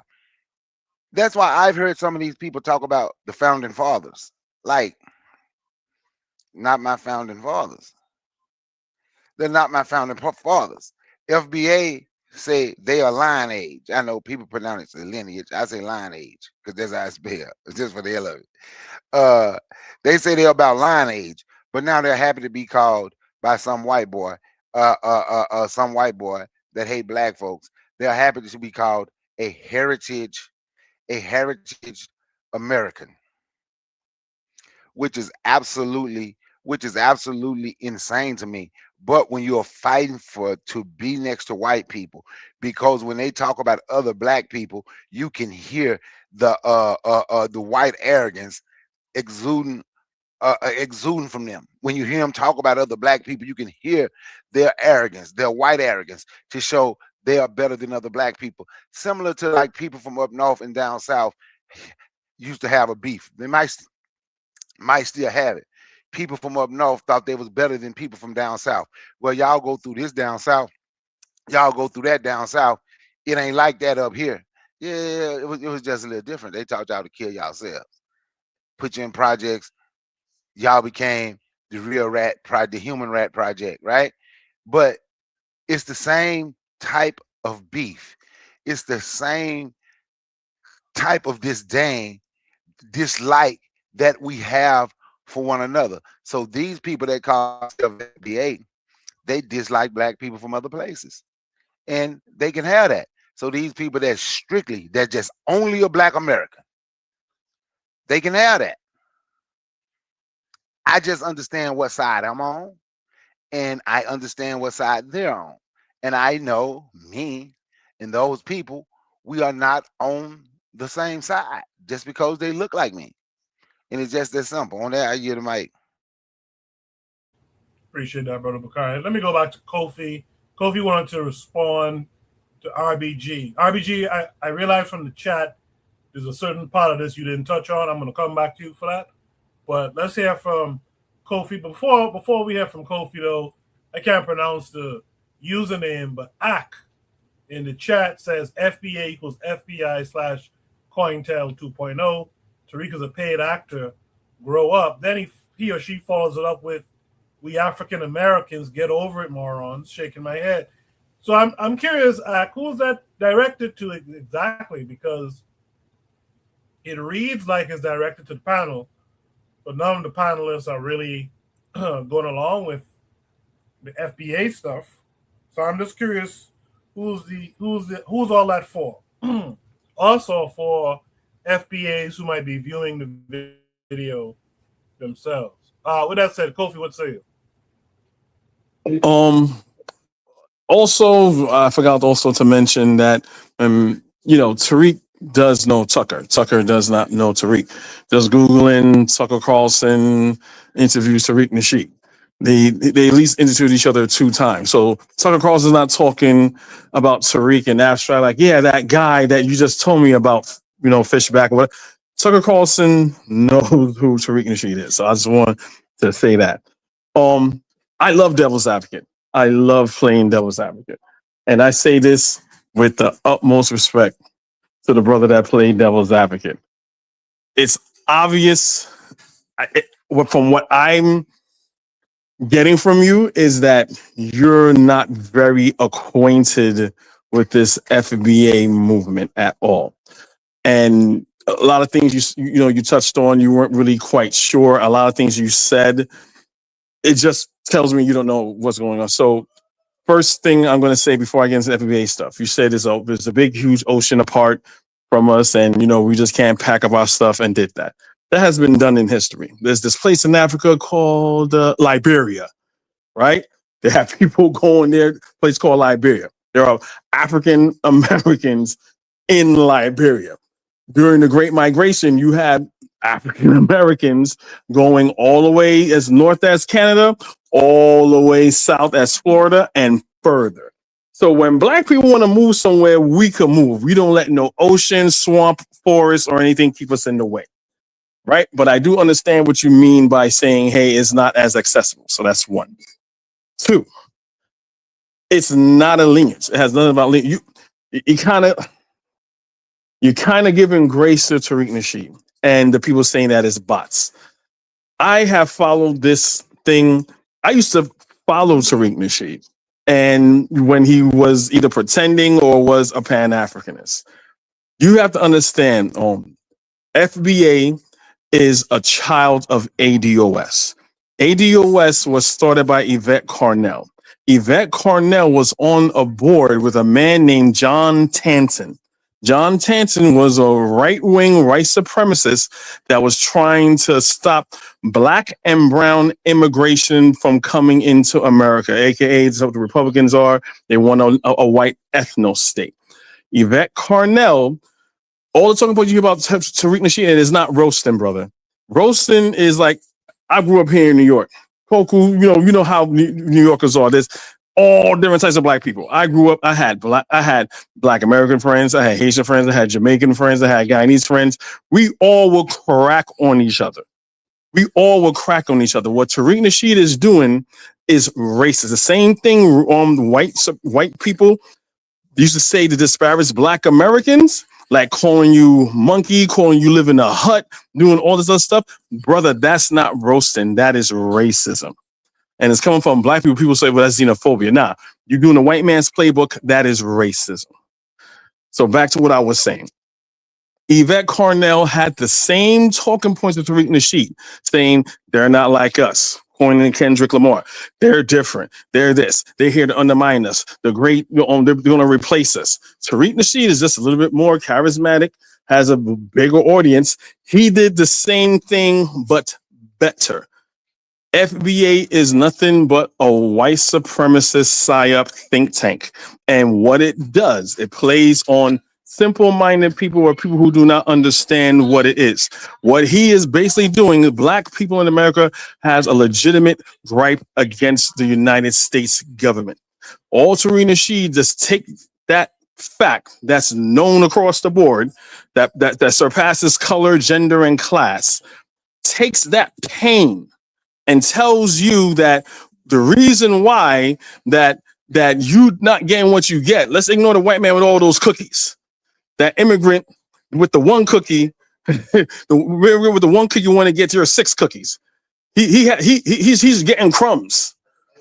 That's what it's all about, and it devolves into what it is right now with the whole Tucker Carlson thing right now. I know people specifically on my Facebook channel. Look, FBA has been going around for like a couple of years. On my Facebook, I have a group in my Facebook. I have on my channel. People legit, you see their faces. Most of them are cowards, don't even show their faces. But these are people that show their faces and they actually believe that it has to do with lineage. It has nothing to do with lineage because, as we know, there was a triangle, there was a slave trade within the Americas. So when they say, well, we're 100% Black American, what is that? That makes no sense. So I'm just saying that to say, I think you need to do a little bit more digging. I'm going to plug my channel, even go to my channel, and you'll see the hypocrisy that they have. And he said it's not a leader. Tariq said it's not a leader because he doesn't want any accountability. Everything they're saying, you're right, there are bots. Whatever Tariq Nasheed says, his followers say the same thing. Tariq Nasheed has been caught, like he's trying to say that I'm not as black as other as a Black American. This dude has a white woman living in his house. His mother-in-law is a white Jewish woman, and he doesn't even like Black women. In his Mac lessons, he says, if you're going to get a Black woman, make sure she's mixed and make sure that the mother is white, because you want that mother to put all the, how she raised, instill in her. He want it's bad if you want a mixed woman, right? But he don't want her mother to be Black. The mother has to be white. And Tariq Nasheed fulfilled that. He has a white mother-in-law and a mixed kid. But me, with my Black Jamaican wife and my Black ass self, I'm not as Black as that. But brother, I just want to say you need to do a little bit more research. All right, quick rebuttal. Just quick, like just a not to rebut. I'm not even trying to like reject what you said. Okay. I was watching a lot of this ADOS transition to FBA thing. I actually watched when that shit happened. I was keen on that. Okay, I actually watched Yvette Cornell. I was listening to Tone Talks. I was watching that, and I saw that transition. I saw when things started to trip up. When but like I said, I'm just gonna be quick. I know about the PSYOP. I know about the foundations. I know all that. What I think, though, is that in light of all that, it's important. Before we got into the one point I want to make, and I'm gonna drop. Before it really did get into the xenophobia came in, it legitimately was about the freedmen, the whole knowing the identity, the censusing, the figuring out the roots and figuring out the realization that, because again, a lot of these white people came into this country after Black people. I know Tariq. I get all that about his people. I get that. I know he's conflicted. I get that. I do. I do think that there's a kernel of truth in the whole thing. I'm talking to people who are not Americans. Look. I talk about Africa all the. I wish I could. Bruh. I do know that a sense of the, when you talk about that migration, the scattering of Black people, this has to be just a little bit more like, where do we come from and how do we get here? It's kind of a moment. That's just me. I don't like ride with FBA all like that. I recognize it. I know it's a lot of bullshit in there too. I do. I just, you know what I'm saying, take the chaff and separate that shit from the wheat. Because I know even in Tariq's conflicted heart, he got a love for Black people for what it's worth. Even though obviously he says all this stuff, I'm just saying. Now, you can call it spiritual if you want. I don't go out here and use FBA as an excuse to attack immigrants or people who are in this country who have descendantry from another land. Because Lord knows my land, you know what I'm saying? My people have a descendantry from another land. Obviously, I'm probably like 85-90% African. You know what I'm saying? It's all because it just happens. I would love to know that was 100%. You know what I'm saying? And so it's just the whole being here and living and scrapping it out. Call it politicking or what have you. You know what I'm saying? They ain't overrun the hood quite yet. They don't do that shit too easily. That's all I'm saying. I'm saying, like, for anything that can at least get Black people in this country, you know, as long as Black people are not attacking heavily, when that comes, it is what it is. Look. And I'm not saying it should ever get to that point. We got to talk this shit out, make sense out everything. Because again, I as living where I am, customs, passport, I just can't go to Zimbabwe and just, the reciprocity, it truly is different when you come from any other country to any other country. Until there's a true political pan-Africanness, I'm telling you, like, African nations are locked in an African nation state, and they are not trying to work with each other because men are men. You know what I'm saying? I'm gonna pass the mic. Hey, can I respond to some of that? Can I say something right quick? I ain't gonna be here long because I got to get out. See, and I know Koku say he don't like her. What is it called? People just saying the same thing, right? Everybody agreeing. I don't think you can't build nothing. You can't build nothing when people not agreeing. RBG has drunk the Kool-Aid, right? And this is me. I ain't telling nobody to feel like me. I hear RBG. I understand he ain't on my team.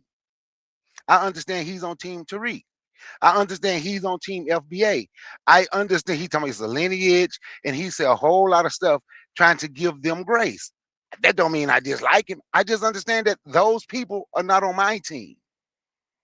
And that's okay. Everybody had a team that they gonna be on. And that is okay. I have a nephew the same way. He'll tell you. No, my uncle, man, he ain't feeling that. We ain't on the same team. We're not on the same team. We gotta think about this. They are following a high school dropout. No, nothing political about him.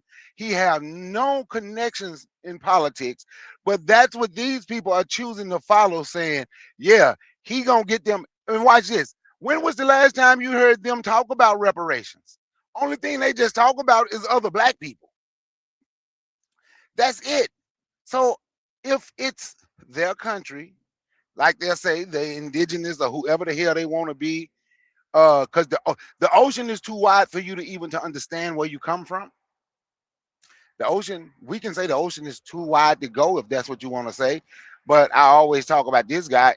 I just call him the Prince of Slaves because I can't never remember his name. But you can see what else people from Natchez, Mississippi, and Liberia. Equiano. No, not Equiano. That's not him. I'm talking the Prince of Slaves, a guy that was enslaved in Mississippi. He was a Muslim guy. But you can see people from Natchez, Mississippi, and going to Liberia back and forth all the damn time for family reunions and every damn thing. Cross that wide ass ocean.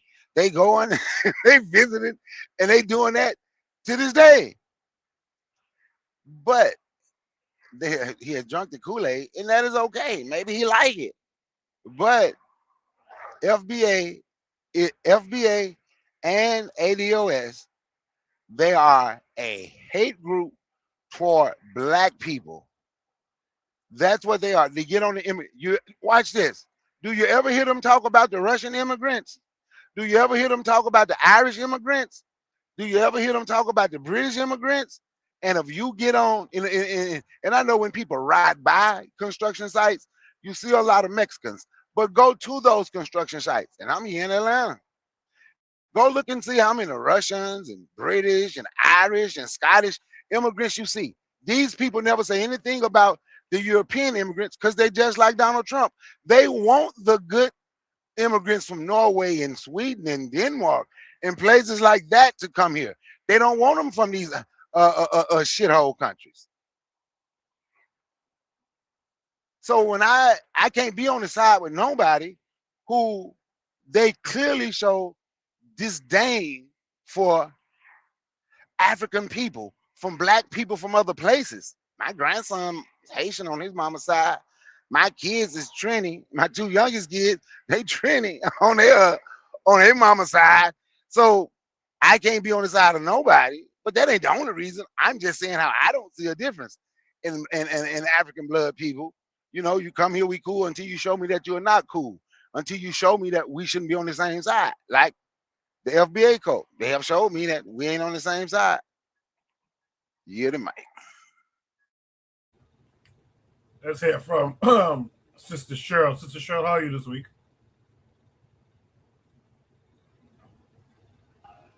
Yeah, I'm good. How y'all doing? Good, good, good. Sister Cheryl, I know you've heard a lot and seen a few comments from the chat. So there's a lot for you to respond to. So take your time. Tell us your thoughts on this.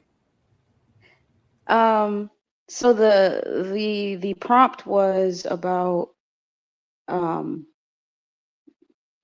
like white people bringing up FBA or it being a part of their mainstream news now. FBA was co-signed by white people. Yeah, and I think that kind of lit a fire under the FBA's behind. And for people who don't know, I'm African American. So it's just like I think like I agree with the majority of what people are saying about the FBI. FBI. Sorry, see, slip of the tongue. FBA, but hey, they might be involved with the FBI. You never know. Uh, I do pretty much agree with what the majority of people are saying, and I can also see the one guy. I'm not sure his name, but he said something about taking it a little easy on Tariq. But it's so much that was said. I want to start with the Tucker Carlson thing, bringing up FBA. I know that kind of stoked some fires under the FBA's behind, but the reason white people don't bring attention to Black issues unless they feel comfortable doing so. So if they feel comfortable, then that must mean that they don't feel threatened. And they don't feel threatened by you, then that's why they can co-sign it. And then Tucker Carlson was just like, um, maybe, Black people in America, yeah, they do have a point. They have been here longer, and they do have more rights to the land. So they do have a point. And the whole time he was saying it, he was laughing and chuckling. And I don't think most people caught that are for this whole thing. But that's a very strong indicator that not only does he not feel threatened, it's a means of they brought it up because they know it's going to further the division even more. If you bring in something like that to mainstream media and you got people that's on the fence about what they believe, that's pretty much for people who are not like really paying attention to what's being said and how it's being said. That's pretty much solidifying that they should do the FBA thing. And so body language is important. They're white people's little gestures. Like I swear to God, like maybe I don't, but I feel like I got white people down to a science when it comes to their little movements and the things they be saying. It's they say a lot without saying it. Like, and a lot of people don't pick it up. So I just feel like I know white people. Like I know how they get down. I know how they think. So with that said, was it something else I wanted to bring up? Oh, Black people calling themselves. I think some people that join the FBA thing, they are seriously trying to find something to cling on to that's not white. But in that process, they kind of lose themselves with people like Tariq. Yeah, Tariq is very influential, but you got other people out there too. But Tariq is the most influential. But he does things that are very condescending to African people, and sometimes I find myself watching him, but it's not for the reasons people think. Like I watch him to pay attention to the things that he says and how he says them. And yes, he does sound a lot like white people making fun of and critiquing African people. He does sound a lot like that. While he may make some sense, his analysis of white people sometimes is good, but in that same vein, he's like he sounds like a white person. So I think that's one of the things that would confuse somebody who is not decided on where they stand. And so what I think you have is a lot of confused people. And I'm a very patient person. And I have to be patient because I was never into the FBA thing, but I was confused at one point. And so I try to have an understanding of both sides, but that doesn't mean I agree with the FBA thing. I think it totally is a tool that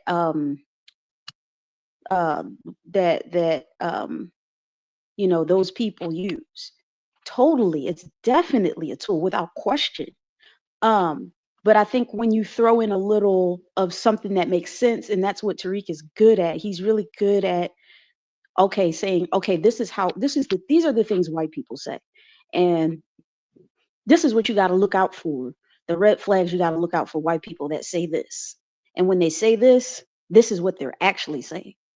So in terms of that, okay, I give it to them, whatever. But in the long run, FBA is still tribalism, right? And it's tribalism based on. It's not tribalism based on politics or anything. It's tribalism based on specifically where you come from, and I think that's very dangerous because they have things like that on the continent. That's not the reason, but it's part of the reason why you see so much disorganization on the continent.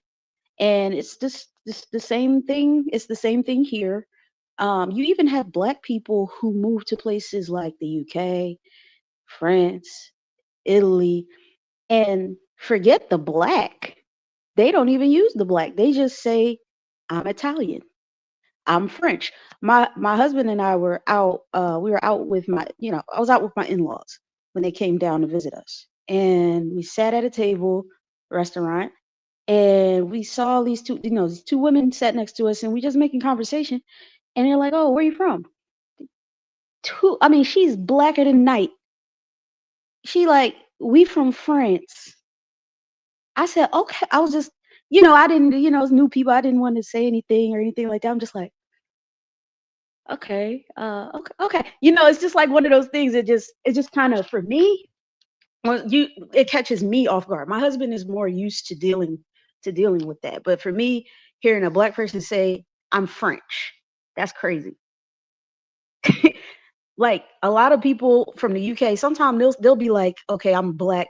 I'm Black Brit." At least they put the Black in front of it. I gotta give. Sometimes I gotta, because everyone's confused on a different level. So I give people some passes on stuff. So at least they put the Black in front of it. Some Black people don't even consider themselves, or they don't want to be reminded that they are from the continent. So you have different levels of this stuff. FBA is just another level. Is just another level of it, but it's definitely everywhere. Some people, oh, I'm British. Oh, I'm Italian. Like, that's crazy. She didn't even look. This girl that was in the restaurant, she didn't even tell us. She didn't even say, "Oh, I'm from France." She didn't even say, "I'm from France." She didn't even say what her background is. She just was sedity, like, and she was just like, "I'm French," and that's what we're dealing with FBA. And it's just another form of tribalism, y'all. It's just it's really it's not that deep. White people brought it up because they feel comfortable talking about it because it doesn't affect them. They can say, a white person can get on the news and say, "Oh, Black people definitely have more rights to the land than a Black person that just came over." A Black person that just came over can't tell a Black American what they should be doing and blah blah blah blah blah. First of all, they saying you have more rights to the land, but are they going to give you those rights? And even if they gave you those rights, why would you want to accept that from them? You see what I'm saying? We don't think that far. We just think, "Oh, they brought us up. We must be important." Like, we just get silly. So yeah, that's all I'll say. I appreciate that. I want to throw it over to Real Black Gentleman last, because I think he's getting some darts thrown at him a little bit while he's playing devil's advocate. I kind of feel, I actually understand where RBG is coming from, but let me just check in with Black Steel. Black Steel, do you want to add anything? Because I haven't heard from you in a while. Well, my mind's pretty much been made up. Like you said, I understand Perspectives might be one hurt, but I mean, I've heard what they said about African people. I've heard them call, the names they call other African people, and I've seen them ignore white people. So I mean, FBA has always been a garbage ideology, like you said, and like Kobe mentioned. It comes out the Progressive for American. I'm sorry, Progressive for Immigration Reform is the name of the group. Yvette Carnell was a part of, and we know these people. We know their works. We know the evil they're capable of and the behavior they've been engaged in. And to be fair, they're not. This isn't the first time organization like the so-called black people who want to cling to American identity. These people aren't the first ones to exist. They was doing this back in Garvey and Booker T. Washington and Du Bois days. So this is not anything new. Hell, I mean, there are black people who talking about clinging to America back in the 19th century at the end of slavery. So, I mean, this isn't anything new. It's gonna pass like a fart in the wind. Think about tokens. Tokens get spent, right? These black people who want to be all Yankee Doodle dandy, especially in these times. I'm sorry, man. It's ridiculous. America is showing every time they get a chance, they don't give a fuck about you. They don't give a fuck about what you're going on. There's a black family just attacked by ICE in Texas. Now, mind you, this is an African American family, a foundational Black American family. They threw a tear gas grenade in the goddamn car with a 6-month-old baby in it. So there's no America ain't gonna give you reparations because they don't want to, and you can't make them. And the only way you can make them is through Pan African organization solidarity. That's it.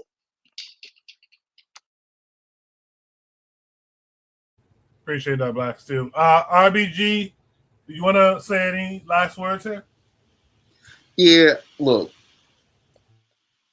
This avatar on your picture, this man sent with fucking what's his name? Oh my god. The Major.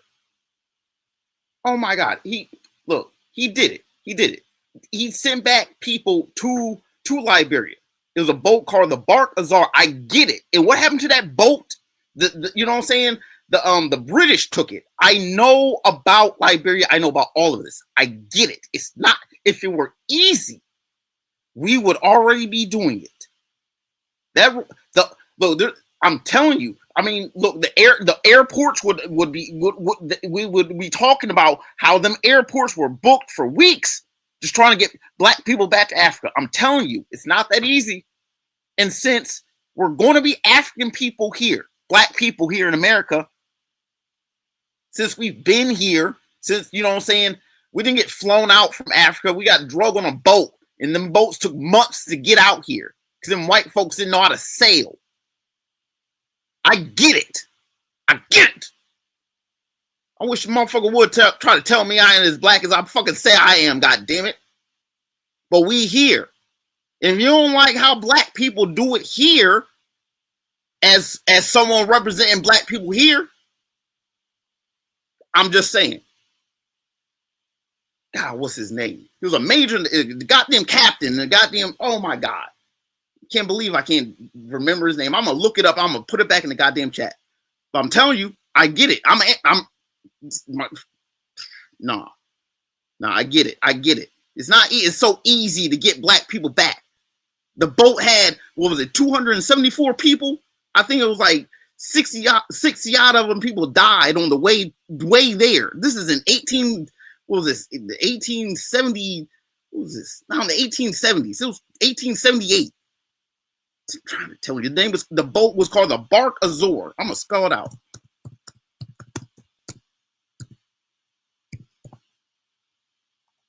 It's called the Bark Azor. I'm telling you, that's all I'm gonna say about this whole FBA thing, man. I get it. Since we here and since, you know what I'm saying, I get it. How motherfuckers like the Talented 10th, the Bois, you know what I'm saying, Sabotage, he ain't kind of black, you know what I'm saying, fucking Booker T. Washington just trying to say, yo, you know what I'm saying, just pick it up by our goddamn where our boogers fall. You know what I'm saying? Garvey, Godson comes to America. Yo, let's get some business. Let's get these boats and try to go back home. Sabotage by the same. Let's go to school. I get it. Have me come out here confused. I'm done. Oh, I just wanted to say something real quick, and then we can. Yeah, go. Um. So yeah, like I don't want people to like. It's just so hard because being black in America for as long as we've been here, it's definitely a unique experience compared to black people, um, like living in I don't know, Canada or somewhere where black people just pretty much just got there. Like, so I get that we feel a sense of like we cling to like the term black. Like, I'm not even talking about FBA, forget that. Like, the term black American, because sometimes I think, like, I find this when I talk to people, black people who are not from the continent or who are from the continent, and they say, oh, well, where are you from? And I say, oh, I'm from Philly. And sometimes I catch myself and I'm like, I'm black American, because that's just what it is. I'm black and I'm in America, and that signifies that pretty much that we've been here. When a person says I'm black American, it just signifies that, we've been here for, a few centuries. And I think that kind of throws continental people off because they're just like, they're not taught that when they come over here. Like their children may be taught that, but the parents of the children, because they're first generation, they're not really they didn't get that history, they didn't get that lesson. So I think it's more of like a knee-jerk reaction for black Americans to say, I'm black American. Cambon has a different term, but it might take some time to get he says anti black anti-American black, or black anti-American. I like that. I like that. But I think we need to have a little bit more understanding, like, given the fact that black people do have a very unique experience um being in America. It's not like we're not first generation, second, third, fourth. We're not even 10th generation. We're like more like 50th generation, 60, 70, 80th generations. You see what I'm saying? Like, so I think the reins are so tight, tighter for some than others when it comes to black people. Like, I'll give you an example. So I lived in Houston for a while, and uh the first time I saw a black person like wearing a cowboy hat, and they have a whole like thing dedicated to this. Like, they think they're the original cowboys, and they think they're I forget what the event is called. If somebody can uh sign off on that. But it's this event where they get together, and it's like they they celebrate, I guess, I'm a cowboy, I'm a real American type of thing. And I think a lot of people are like blindsided by that. Even I was, because I'm not from the South at all. Like, I'm like, what are these black people wearing cowboy hats and cowboy boots? I was like, whoa, I thought this was a white person thing.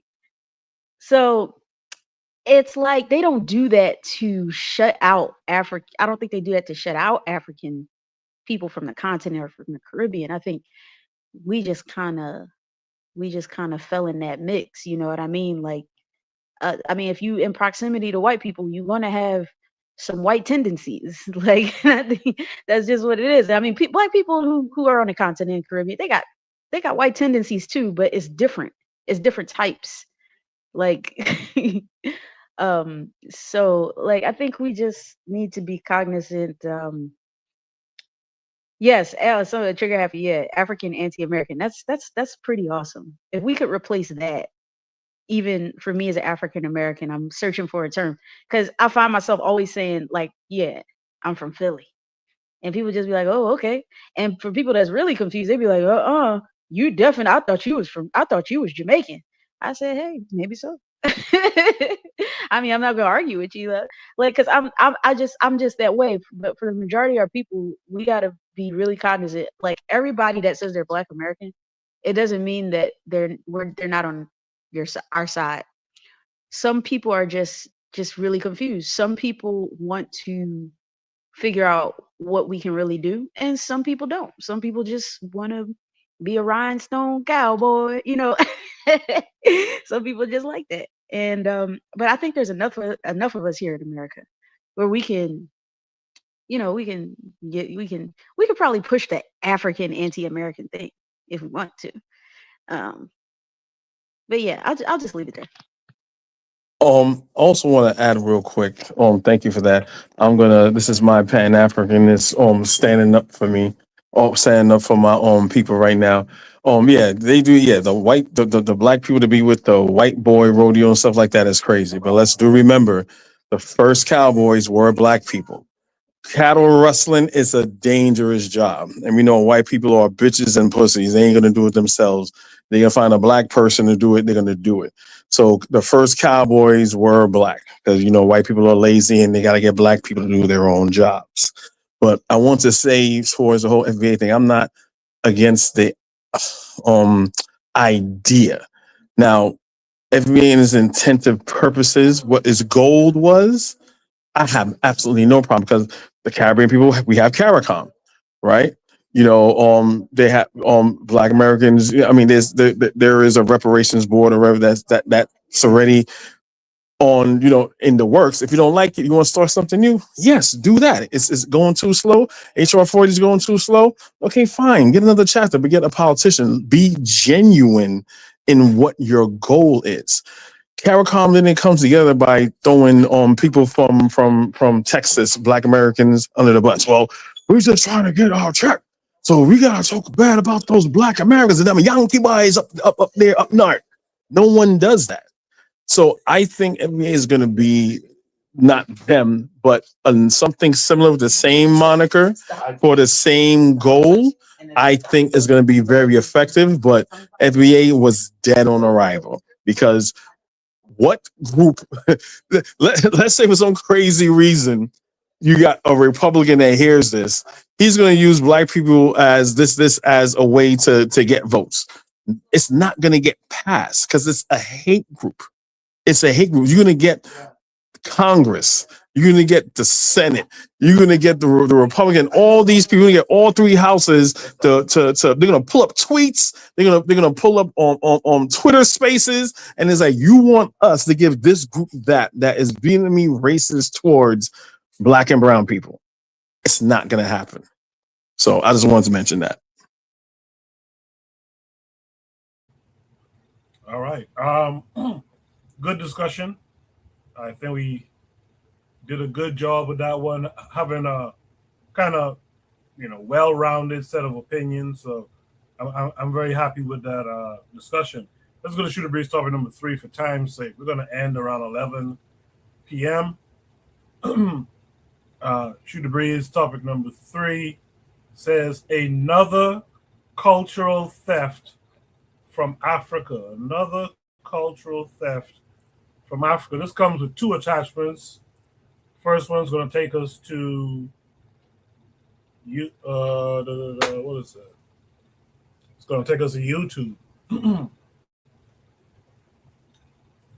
Make sure you guys can see my screen. There you go. So another cultural theft from Africa, the Jenga story. I thought this was interesting. Let's take a look. You've played it, carefully pulling wooden blocks from a wobbling tower, praying it doesn't fall.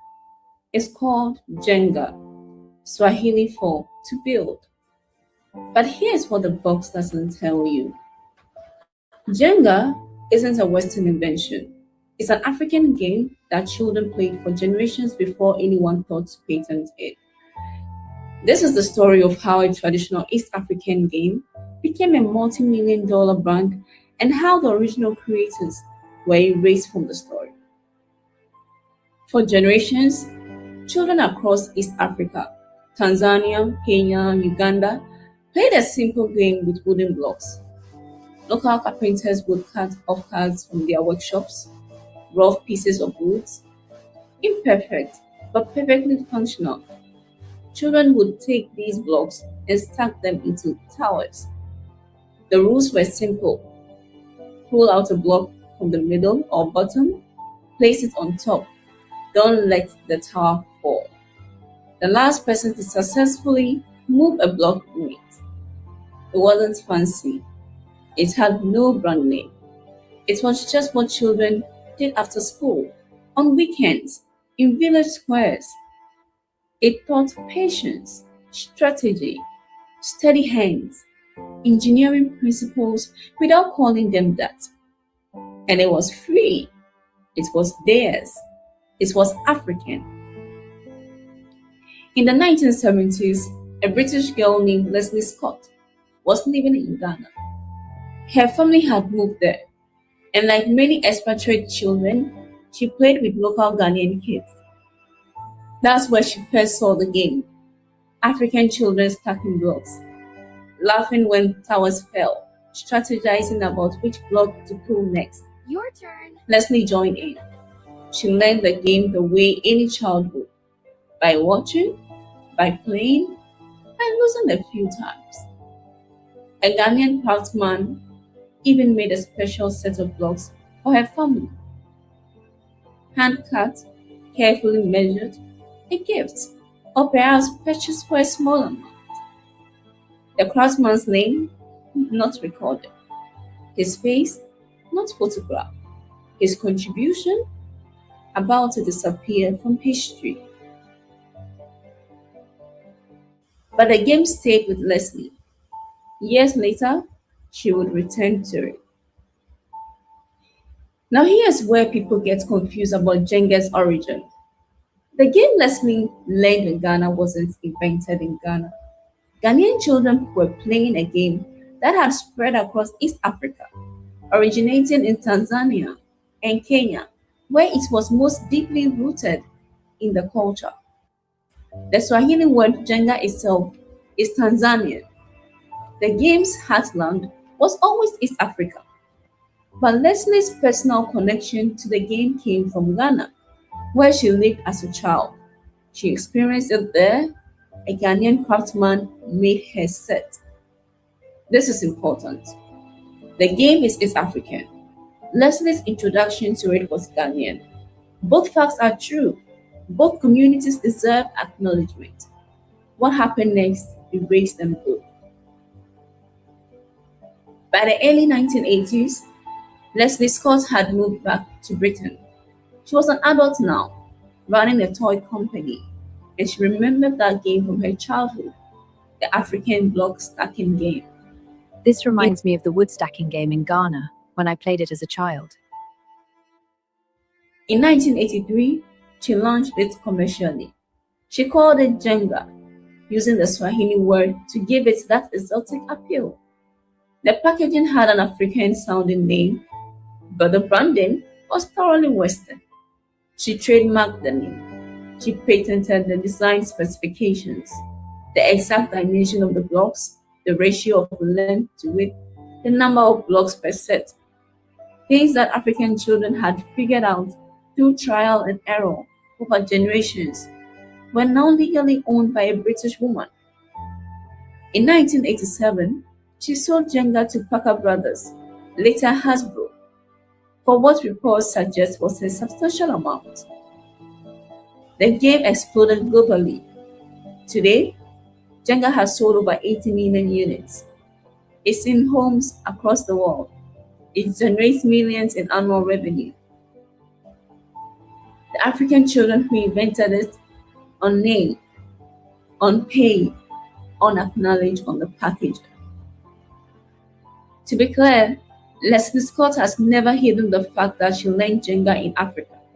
In interviews, she mentions Ghana. She acknowledges the game existed before she commercialized it. But here's the problem with how this story gets told.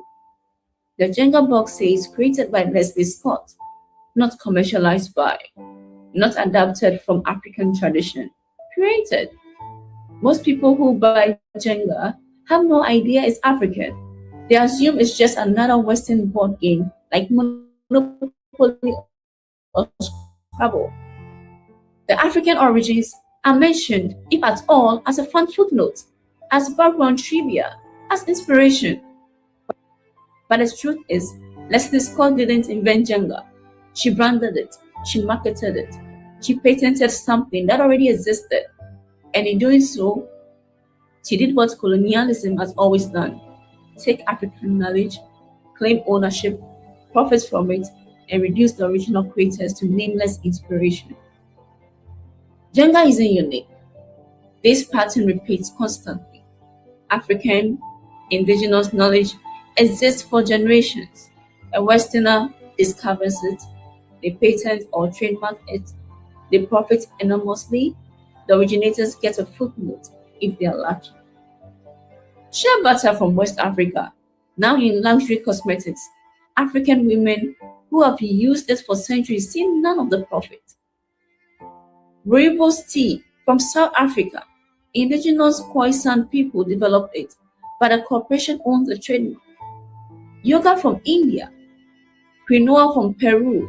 Traditional medicines from indigenous communities worldwide. The global South creates, the global North extracts. Patents, profits. The world forgets who made it first. And we are told this is globalization, cultural exchange, innovation. But there's a word for taking someone else's creation, putting your name on it, and selling it back to the world. Theft. So the next time you play Jenga, and you should, it's a genuinely great game. Just remember, before it had a trademark, it was played freely across East Africa. Before it had a patent, African children had already perfected the design.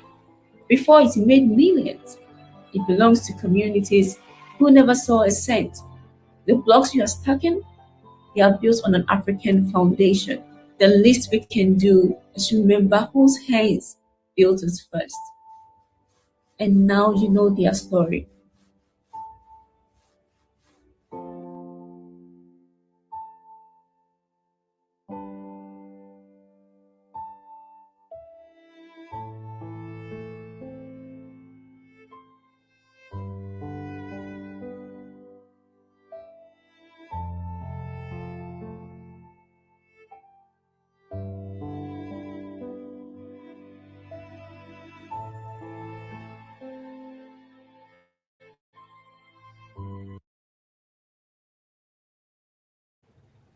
Really well done telling of that story. There's another attachment to this, but before I get to that, just want to say, guys in the chat,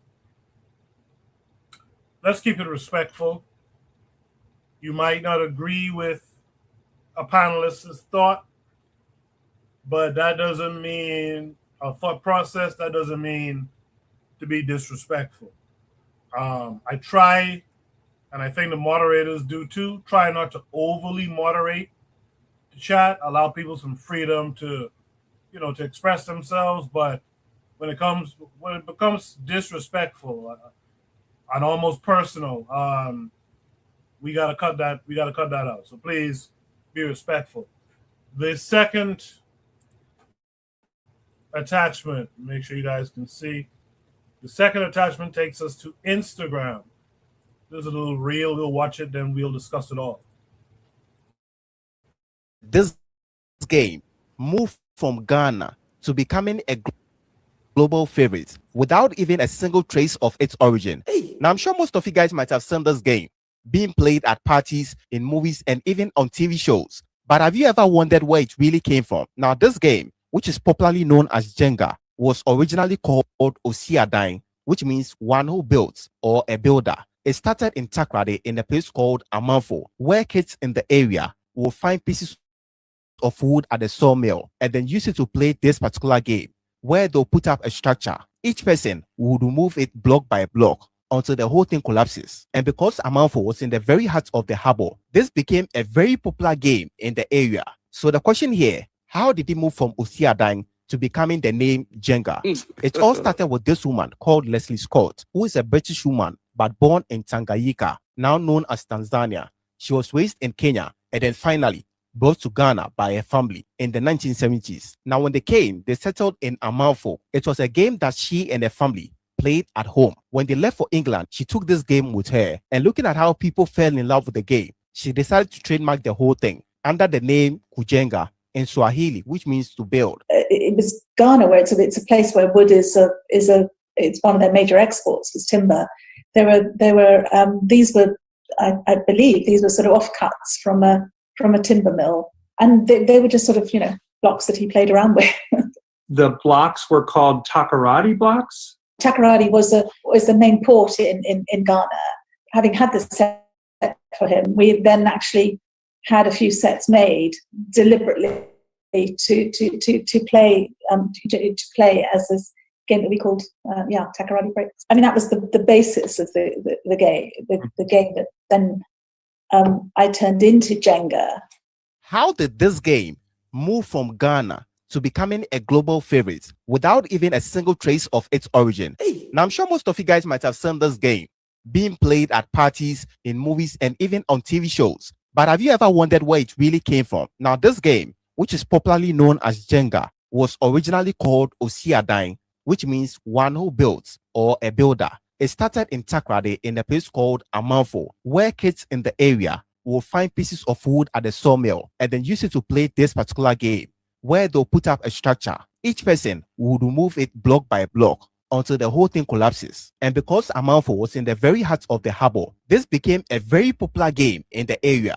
So the question here, how did it move from Osiadine to becoming the name Jenga? It all started with this woman called Leslie Scott, who is a British woman but born in Tanganyika, now known as Tanzania. She was raised in Kenya and then finally brought to Ghana by her family in the 1970s. Now, when they came, they settled in Amalfo. It was a game that she and her family played at home. When they left for England, she took this game with her, and looking at how people fell in love with the game, she decided to trademark the whole thing under the name Kujenga in Swahili, which means to build. It was Ghana, where it's a place where wood it's one of their major exports, is timber. These were I believe these were sort of offcuts from a timber mill, and they were just sort of blocks that he played around with. The blocks were called Takoradi blocks. Takoradi was the main port in Ghana. Having had this set for him, we then actually had a few sets. I feel like that's starting to play again.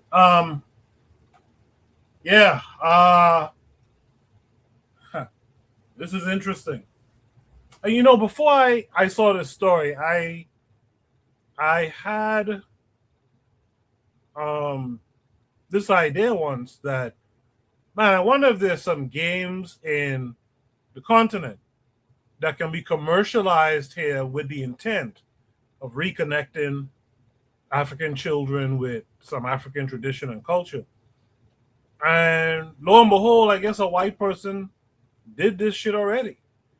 And of course, it's of no benefit to people in Ghana, where she actually got it from, or people in East Africa who originated the game. And that's a shame. By the way, if you do know games from the continent that you think will be interesting in America, hit me up and let me know. I'll like to discuss it. But this is what these folks do. And unfortunately, a lot of our history with these people is that we were unaware.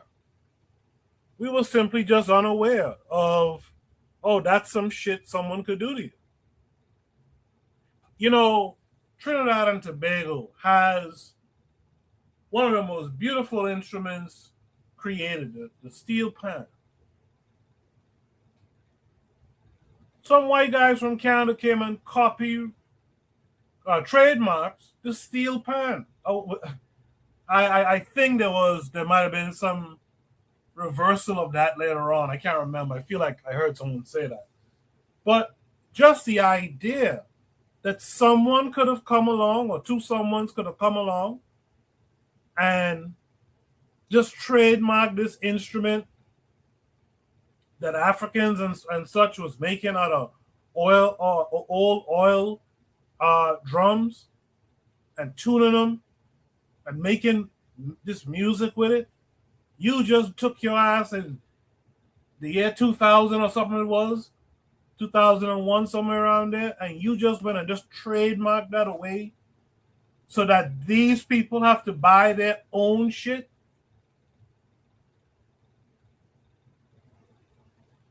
But like Trigger Happy said in the chat, that's kind of the story of civilization. It's the I gotcha. Oh, you didn't know? Well, fuck it. I got you.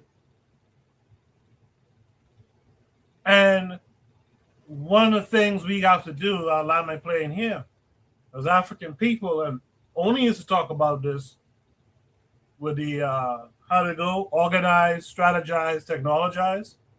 That's what we have to be on now. We have to be at, I'm sorry, we got to start being at the front of what's coming along. In fact, we got to be the ones, I guess, curating that shit. Because our history with these people has been one of, we weren't aware of that could be a thing, that could happen. Black Steel, I'm going to go to you first, man. What say you to another cultural theft from Africa? Something told me this was an African game just by the name Jenga. Jenga is the Swahili word. So she actually put the name of the game and gave it a Swahili name. So this lady's a millionaire off of this game. I was looking up the information because I was curious. I grew up playing Jenga. I play with my family all the time. We have a good time, and it's fun, right? But it says that Jenga has sold over 80 million Jenga games have been sold.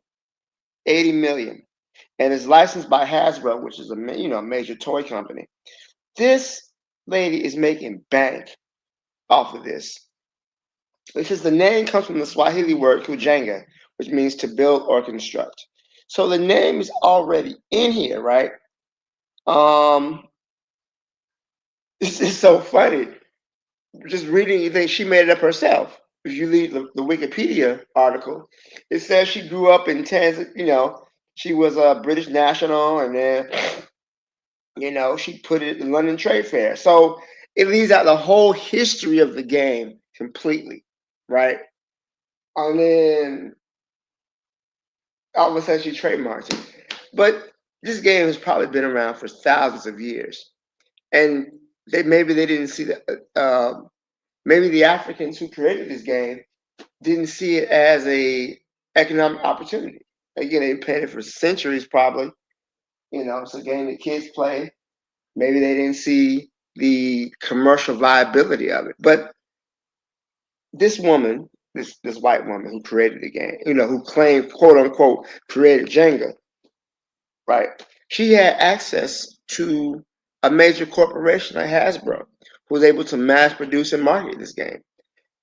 How many Africans on the continent would have that same ability to not only get the game, be able to trademark it with the patent office, and from there, get with a company to manufacture it?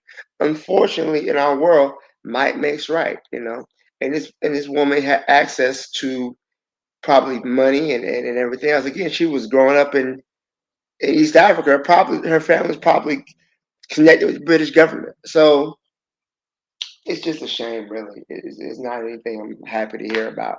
It's just a shame. We have to be more careful and be more aware of the value that we bring as African people. Our culture is valuable. Our arts, our music, our sciences, these are all things we should value and not just give them away to the highest bidder. And also, we got to protect our stuff, man, because what happens is that we let white people in there take our stuff and make money off of it, and we get forgotten completely. Every art form, Black people, every form of music Black people made in America has been co-opted. Not just hip hop, jazz, ragtime, rock and roll, all that stuff that we created. So this is just another link in a long chain of theft that's been going on to our people. I'll go ahead and I'll leave it here. Thanks. Good stuff. Black Steel. Trigger Happy in the chat mentions, yeah, it's a communal game and a thinking game. This is pretty much a difference in worldview, but because we live in their world at the moment, we have to play their game so we can get to our world. Absolutely. We now have to make ourselves more astute, more aware, proactive, not reactive. There's another game that they commercialized from Africa too, and that's Mancala, one of my favorite games to play. I own a traditional African board and a more commercial board for traveling, right? Like, beautiful games, and you have to. Well, what's so crazy? They took the Mancala game. I don't know if you guys know this. I talked about this years ago on the podcast. They took Mancala, and they actually were able to use it in their computer programming languages and stuff. Creating computer models and all this type of shit of this Mancala game. Like, we really gotta start. I mean, I'm sorry I'm on my soapbox again, but it really hurts me to see how these folks got their way around us, took what they could take, and then use that against us. You know? Real Black Gentleman, what say you? This is actually pretty saddening and like shocking. It's like, it's kind of like, oh my god, like, because it's like, you know, it's Jenga, so I would figure it's like, okay, that sounds African, right? You know what I'm saying? Maybe, you know what I'm saying, I would have easily assumed that a black person, you know what I'm saying, came up with it. You know what I'm saying? God has come up. It does happen, right? So yeah, that's the greatest betrayal. You done came up, learned from people, and you just come up, make, you know, say it's yours, knowing that's just like the raw extraction of intellectual property. You know what I'm saying? It's just modern. I grew up playing Jenga. You know what I'm saying? It's like, ooh, Jenga. It's like, ooh, Jenga's even, you know what I'm saying? Because it is fun. It's like you try to balance. It's a game of balance. You try to stack it on just right so it doesn't just tip over. You got to place it just right with just enough. You know what I'm saying? You don't want to disturb. Yes, it's fun. It's Jenga. But it's not Jenga. There's, like you said, there's the name of it. And she made it up. Oh my God. That's terrible. This is why. See, I mean, it's hard. You can't really judge too harshly because it's just like, all I could say is like, yo, maybe we can get that back at some point. Maybe, you know what I'm saying, people don't want to play Jenga no more. You know what I'm saying? They want to play better toys and kind of just like, you know what I'm saying, get them concepts back. You know what I'm saying? You know, there's something intrinsic about it. You know what I'm saying? That's something to keep an eye on for like long term. Like, you know, Jenga, like, get Jenga back real quick. But yeah, that's all I can say is like there's a lot of things in Africa that you don't want to let these folks know about. There's no reason. It's like this is the new colonialization. It's the neo-colonialization. It's like, okay, they weren't colonies, but now they're going to come back and just kind of like be tourists and kind of hang around and live and stuff. You know, it's like, it's just, it's frustrating because it's just like, you know, I hear about this today. You know what I'm saying? Thinking that, okay, at least knowing that Africans had the ups on it, but knowing that she had patented it, you can't really, you know, they made the blocks a certain size for a certain reason. If you want to make bigger or smaller blocks, the dynamics aren't the same. The effect isn't the same. You know what I'm saying? The type of wood and all that, you can't just use heavy wood or extra light wood. You gotta use the right wood. It's just, so yeah, that's a shame. That's carrying the identity theft, cultural theft. That's crazy. That's done. I'm done. You know what, RBG, you said something that refocused my mind just now. You know, These Africans, for centuries, as Black Seal also pointed out, had this game for centuries. And they basically did the research and development of that game. She didn't even have to invest in the R&D for that game. It was handed to her. The video makes mention of it. The first video made mention of it too, how African intellect had to kind of shape and craft the game to what it's known to be. Like, for real.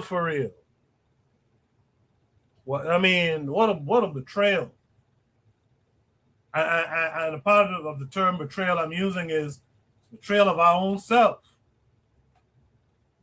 Like we just wasn't up on it. By the way, Trigger Happy made me aware Mancala is called either Oware or Owari in Ghana. So he did mention that earlier, which comes from Kemet.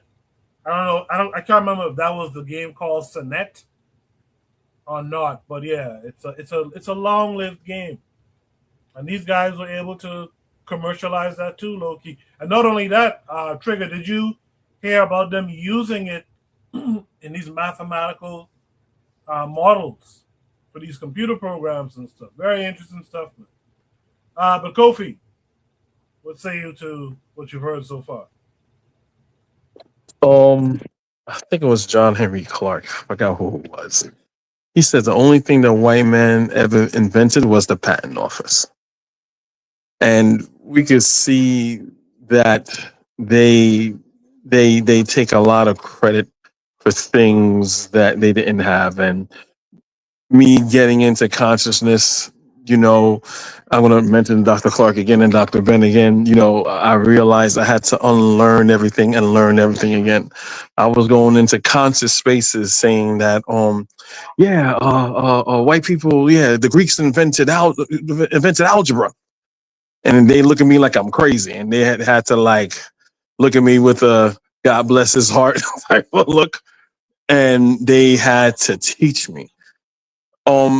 I'm not sure how true it is, but in the story, when the white lady was, playing with it and the Ghanaian guy saw she had an interest in it and he crafted her own play set. He's doing too much. Again, I'll quote Dr. Clark. The greatest thing about our people is the bad thing about our people. The greatest thing about our people is our humanity, and see the humanity in other people. Our downfall is not recognizing that same humanity in people. You know what I'm saying? Those people don't have that same humanity just because they have 2 arms, 2 legs, 2 eyes and all that. That's our problem. He was doing too much. And I think another game that I think they took, one from Kemet, I think it was chess. I think chess was a game that they were playing in Kemet. I think it's on the walls, or I think it's papyrus or papyrus or a wall text that they had when they're talking about the when you're when you're dead and you're passing time and you're going through the different pillars of judgment and things like that, and what you do to pass time is the game that you played. And I believe it was chess to pass the times, because Africans, we believe in afterlife and reincarnation and everything. Don't let the Hindus take that from you. We invented reincarnation.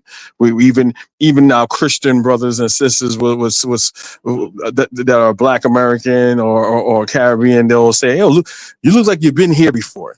Or they say, you know what? You have an old soul. Like, that only's happening if you believe in reincarnation. But we need to really tighten up on our culture and our culture and all the things that we have, because people will always capitalize on it. We have to stop, be very, very careful and safeguard our culture, because people will profit off of us and won't even give us our due. So that's it. Appreciate that, Kofi. With that said, Sister Cheryl, you've heard everything everyone else had to say. What say you to all of it? Okay, just did a quick search. It says based on available records, there is no evidence that Tanzanian people protested the game Jenga when it was introduced in 1983. There's like nothing. So, and we should be thinking, okay, well, why would they not protest something like that? And I think this comes down to the Christianization of our people and how much damage it did. So somebody said the humanity, we're just, we're a people and we just consider all human life. I would argue that it's not humanity, but it's Christianity, and it's a disease that makes us believe that we're all the same. And that's the reason why when you go into these villages, same thing anywhere you see Christianity present, and you see what do they call it? The missionaries. The reason, I mean, they didn't protest because they've been Christianized. It's really that simple. And I think it's in white people's nature to people say, well, it's not white people, it's capitalism, but I mean, these things don't create themselves. I'm not saying anybody here said that, but you often hear that. Well, it's capitalism, it's socialism, but white people created these systems, and they created these systems because they always feel like they gotta be in competition with one another. And I'm kind of veering off a little bit, but when you go to black churches, when you go to any Christian church, what's the thing that you notice that they do? They're always competing against each other. Who's best dressed? Who's got the best car? Who loves the Lord more? Like we have fully and wholly adopted like the pacific, like we are so pacified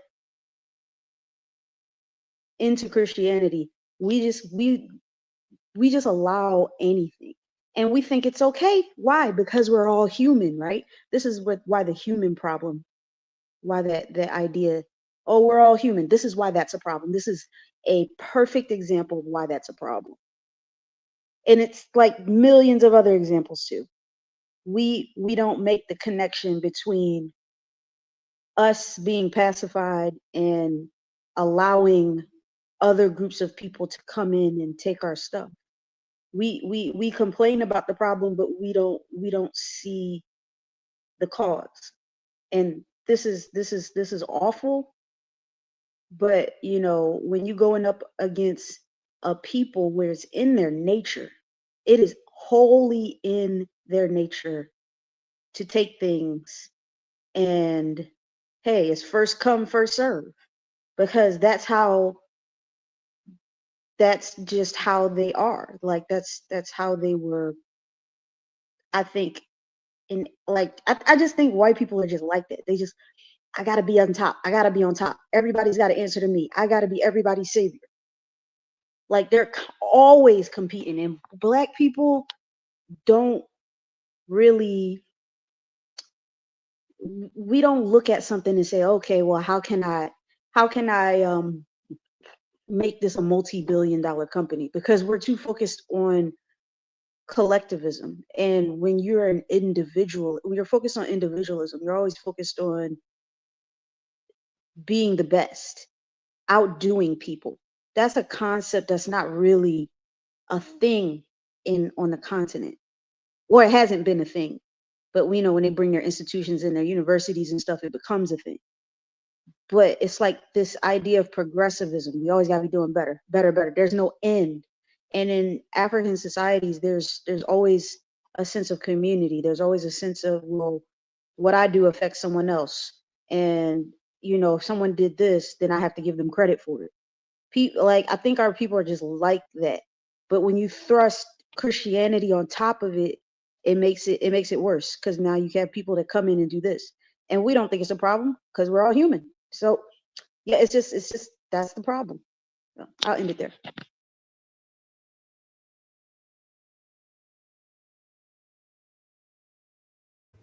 In the chat, RBG mentioned maybe give the village the patent would be the best step. RBG, you want to talk more about that?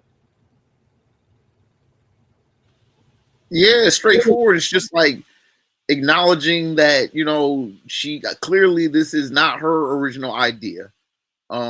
This is it's objective fact that, look, I mean, you can deduce that if these people are playing this game before she got there that resembles Jenga in exacting specification, and then all of a sudden she, you know, miraculously conceives this game that, you know, and she gives it a name called the Builder.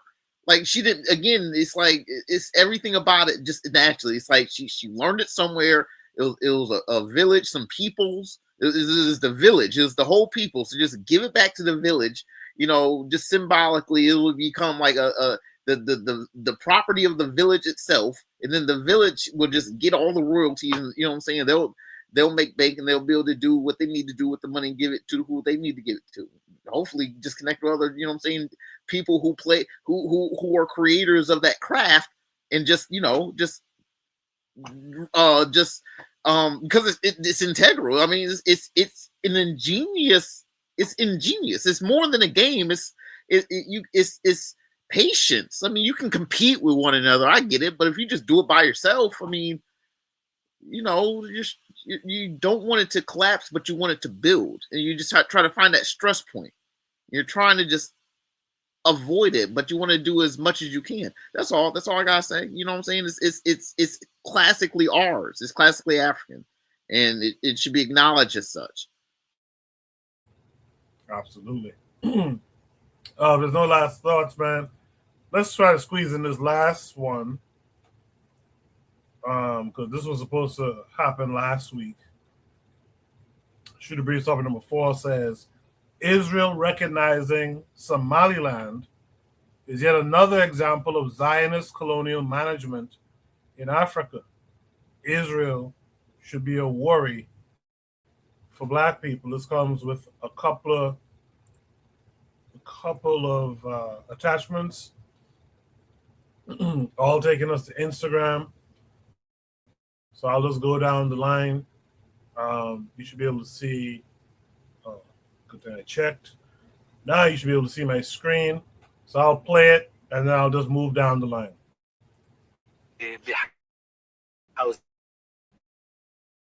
تظهر أن هناك 3 خطوات مهمة تمت في الصومال. الأولى هو إعادة توطين الفلسطينيين في أرض الصومال. ثانيا توفير قاعدة عسكرية لإسرائيل في خليج عدن، في ساحل خليج عدن. والخطوة الثالثة أن تنضم أرض الصومال إلى اتفاقات أبراهام. هذه هي المطالب الإسرائيلية الثلاثة التي قبلت بها أرض الصومال. هذه كما تفيد معلوماتنا. إذن ليس واحدة أو هي الثلاثة، وإذا تم تطبيق هذه الثلاثة ماذا سيحدث مستقبلا؟ سينفتح صندوق الشرور في العالم. So that video was made last week by the Somali president, right? Not only for our benefit, but for America's benefit as well. Okay, one last question, because now you have to go. Somaliland. I had to look it up on the map. You have recognized Somaliland. You are the first nation to do so. Now that I know where it is, I studied a little history for it, but why? What provoked that and the timing? Well, Somaliland has 6 billion citizens, moderate Muslims. They want to join the Abraham Accords, and I think that's very good. They are Democrats, have had elections. The rest of Somalia, which is hodgepodge, has had al-Shabaab terrorists there. Never had elections since for decades. Got a lot of terrorists coming there. So why not support democratic, moderate country, Muslim country that wants to join the Abraham Accords? I think everybody should do that. But I guess we didn't see it coming. First. I guess we didn't see it coming, and you were the first nation, and I'm going, Somaliland? Yeah, Somaliland, yeah. All right, well, I'll have to go visit Somaliland. I take you can help me get a interview with the president. I'll do my best. All right, thank you, sir. It's always nice to see you, and nice to see you here in the United States. Yeah, I was saying.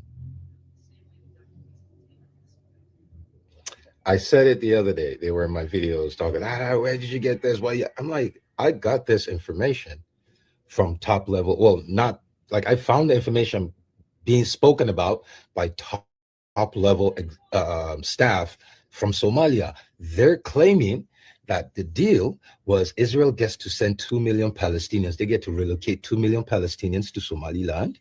That's one. Two, Somaliland gets to give them land so that they can build a military base so that they can attack the Houthis and remove the choke point. And three, they get to join the Abraham Accords. Somali president came out and said it last week. Netanyahu has now confirmed it. Yeah, I was saying I was bugging.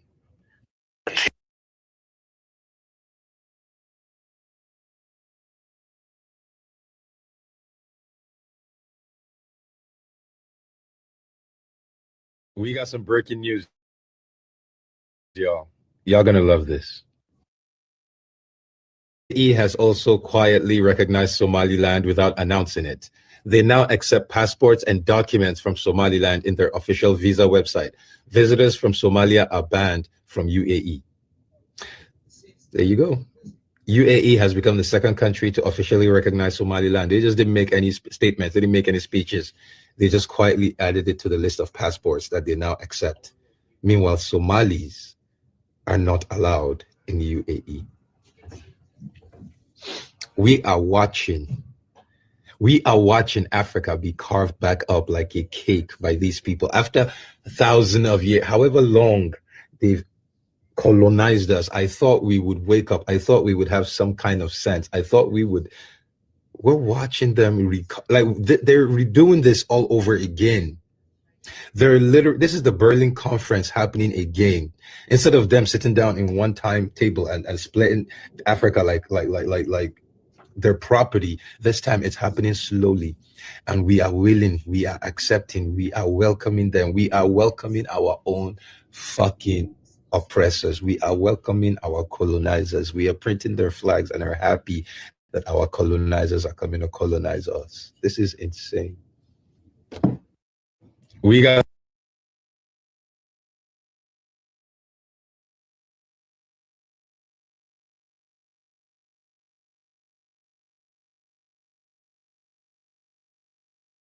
So apparently, Israel recognizes Somaliland as something they've been planning for 80 years. It says Somaliland is Israel's 80-year-old project. The project was called Harar Council. The 34-page document is on my Linktree bio. Let's go ahead and check the document, shall we? We're just going to read the parts that have been squared off. Okay, it says, my proposal is to unite the so-called Harar territory of the Ethiopia part with the British Somaliland and create there a state for the European Jews. This territory is large enough. It would be easy to develop 60,000 to 7,000 square miles for this one purpose. The territory is inhabited by small agricultural population who are not likely to raise great difficulties. Nevertheless, it will be necessary to remember that the lessons learned by the Palestinian experience, namely to prevent the territory being overrun by people from other parts of Ethiopia and to keep out foreign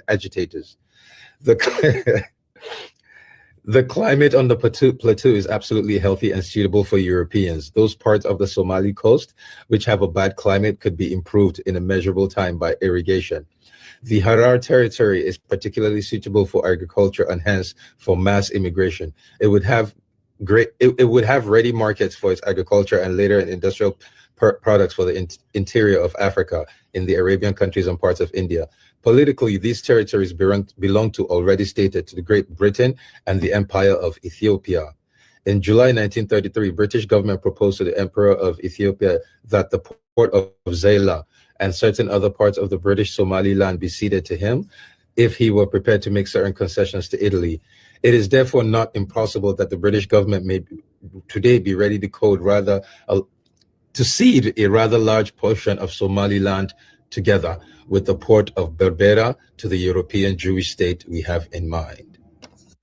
So 80 years ago, they had a plan to turn Somaliland into a European state. and they said they needed to learn from the experience. And the small group that were there, the Somali people, the Somalilanders, they were going to learn from the Palestinian experience so that they could not face objection. And they have learned from the Palestinian experience, because now you have Somaliland as the largest printing press, not printing press, factory that prints whatever in Somaliland has now been exclusively printing Israeli flags. They are there welcoming them. These motherfuckers have no fucking idea what they're about to bring upon Africa. Because once the Israelis get land in Africa that they call theirs, it's over for the rest of us. Wow. Wow, wow, wow.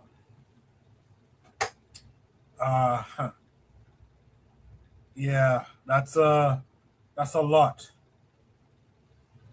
That is a lot. I hope the chat and the panelists have digested all that we got there.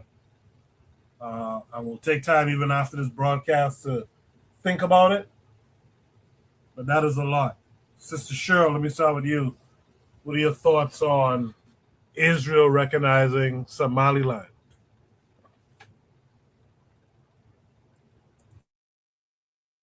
Yeah, it's pretty much it's I don't know, it's just so sad.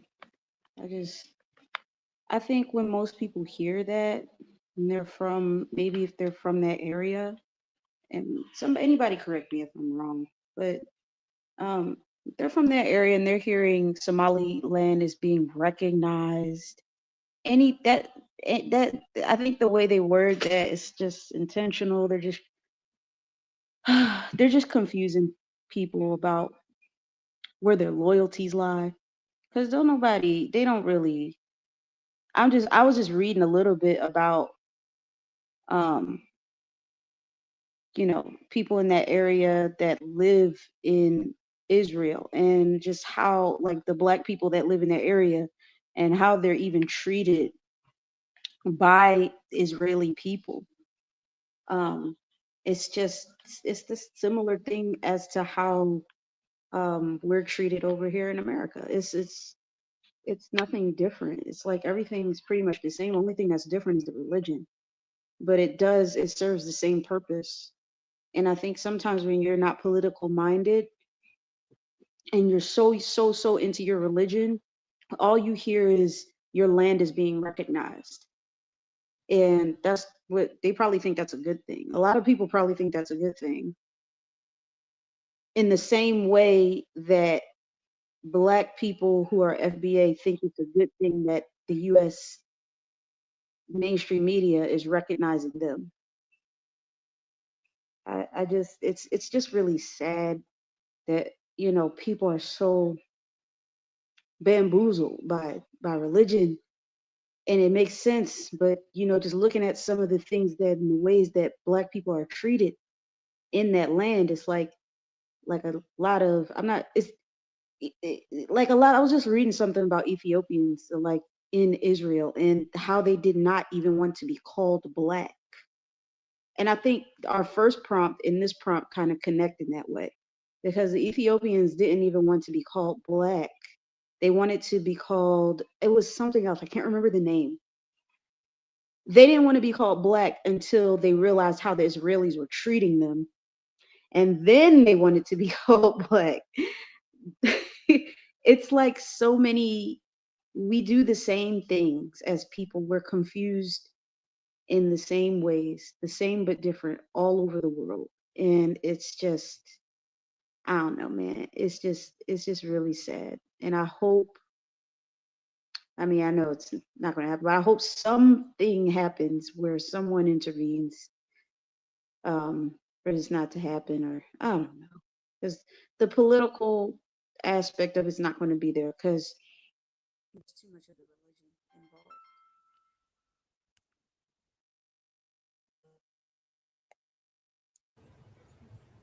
involved. Did Cheryl cut out? Hello? All right. All right. Real Black Gentleman, Israel recognizing Somaliland. How do you feel about it? It's more unnecessariness. It's more blatant protectorate, kind of like, you know, it's the subterfuge and all of it. You know, it's not necessary, and then you try to figure out, okay, what's the real intent? It's like you see I see East Africa, right? You would think historically it was Ethiopia, right? It was just Ethiopia. It was just Nubia. It was just it had to be just, you know what I'm saying? It's just all just one place. Now you look at the map. I remember growing up knowing Ethiopia again went to the sea. You know what I'm saying? It was Ethiopia had the whole coast, and we knew about ships in Ethiopia sailing around. I was taught that growing up, and then all of a sudden, 1993, Eritrea, and they have the whole coast, and so Ethiopia's all shrunk up. This is that again is the beginning of all this stuff. Then you have this Djibouti. What's a Djibouti? You know what I'm saying? What is this country? What's up with this? And then you have Somalia, and then Lord knows Somalia wants to break up into 4 or 5 countries. You have Al Shabaab up there. You have all kinds of people, all kinds of things cutting up. You know, Ethiopia trying to get back to the sea because Eritrea they've fallen out amongst themselves. And they've seceded successfully and broken away, and now that they fight each other, it's not fun. This is the downside of nationalism.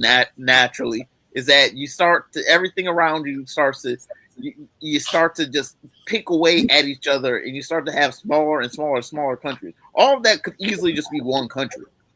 Imagine, I mean, you had the East African community. You had Uganda, Kenya, and Tanzania. You know what I'm saying? It's like you then have, you know, Ethiopia, the greater Sudan, let's say historically, and Somalia, right? I don't even think Djibouti I think that was probably a part of Somalia or Ethiopia probably before they broke away. You know what I'm saying? And so like you had these strong. It's like, why? What is it besides the religion? Because at this point, with Ethiopia, they in Jewish fetish that they run in, like that shit is embarrassing though. Like it's like of all things, like Ethiopia has a lot to be proud of on its own. It successfully defended itself against Italy in World War II when Italy was on this fascism kick, and you know what I'm saying, they caught that L in Ethiopia. And everyone around, all black people came to Ethiopia's defense. People from America all over came to Ethiopia's defense. They have a lot to be proud of. You know what I'm saying? Then you look and you see the sectarianism, the partisanship, where Ethiopia is just falling apart, and everyone around it is falling apart. I don't like. There's times and places where secession seems to be sensible, but when it seems to be religion, it seems to be like, well, we just want to do. It's like when you have it gets real flaky and frail, and you have like strong men coming again, rally people, and it's like grievances, and it's just things. And again, a lot of that could be fostered in from the outside as well. It's like you look at the geopolitics, and it's just like a strong Ethiopia with access to the Nile and the Red Sea. How? Why do you not want to be a part of that nation? You know what I'm saying? It's to me, I see it, and it's just like, man, I don't know. I mean, it's like you don't want these outsider states. You don't want a whole bunch of Djiboutis and Eritreas and Somalilands on the outside of Africa. You don't want that because they'll just use those as ports to go in, have equipment, operations. You know what I'm saying? All kinds.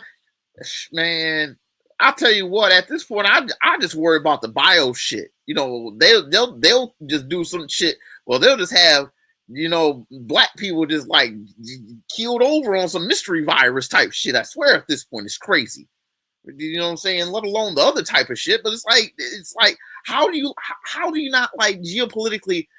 When you want power in your land and that stuff, that's cool, and I get it. But don't you want something greater? I don't like it at all. I mean, Somalia, I just wish, you know, was a part of just a larger. I think Ethiopia, Somalia, and Kenya on Miracle Land would be one country. And the Sudan would be one country. Greater Kush resurrected. Oh my God, why? Why can't we just do it? Why do men have to be so brash with each other and just like have everything of their own within their hand and not like find a way to work and gain bounty amongst each other? I swear it's like really, because you have leaders and they're leaders for reasons, and they have command and control over forces that bind political boundaries. If you can like get people to work and have this land, and the peoples who in a lot of cases, like the Messiah, like there's all kinds of cross boundary communities, if we could just like put all those pieces together and just unify and just cohese, just like the AES, it would be great. You know what I'm saying? The AES really can teach a lot of people things. Like on God and Gang, I wish that they would just. I'll be 90 years old and they've still existed. Because I mean, again, it has happened before where confederations fall apart. Senegambia in Mali.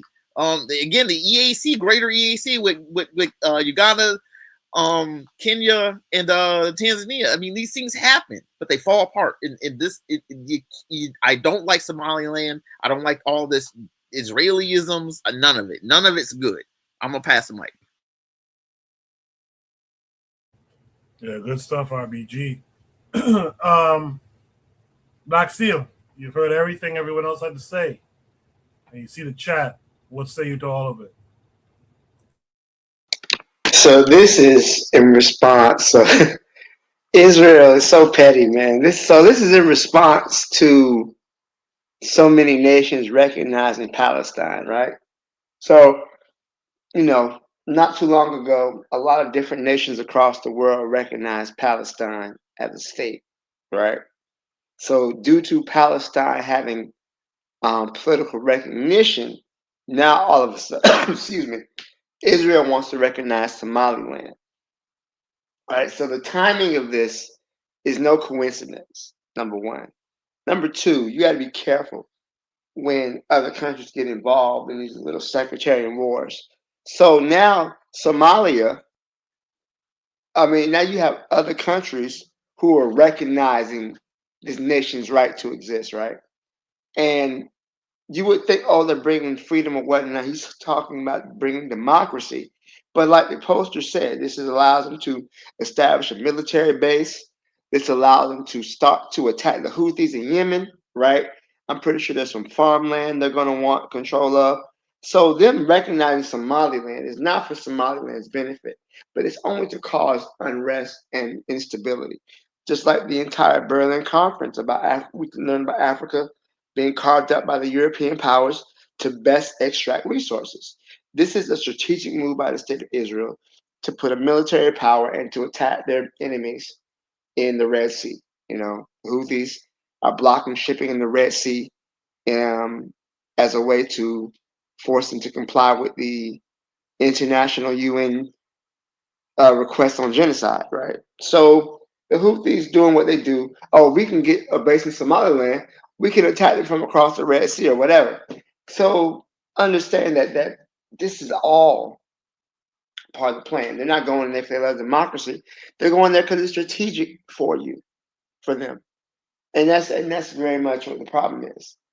I don't think there's enough countries in the world who's willing to recognize Somaliland, right? We haven't heard the U.S. recognize them. We haven't heard China or any other major power, any other African power recognize them. Most of them recognize this is a breakaway state of Somalia, but this is a way to further cause unrest within the Horn of Africa, very strategic region. Some of the richest fishing grounds in the world, which is being constantly stolen by nations of the Middle East and Asia. They're constantly fishing off Somali waters, depleting their fishing stock. But again, if you can cause Somaliland, now you have, while the infighting is going on, they can walk in and steal your stuff, steal your resources. And that's very much what they're trying to do. I'll stop there. Thank you. Yeah, good stuff all around, guys.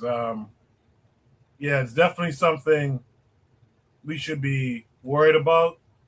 Trigger Happy in the chat says, I read a really good article about Zionism in Haiti.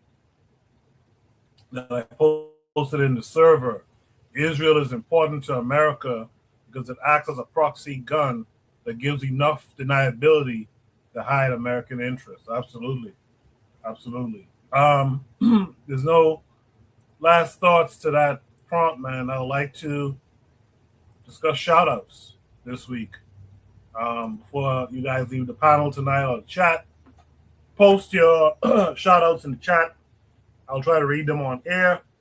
But in the meantime, let me start with Sister Alma on the panel. What's your shout out this week, my dear? Anything positive that happened to you or what you've seen in the Black world?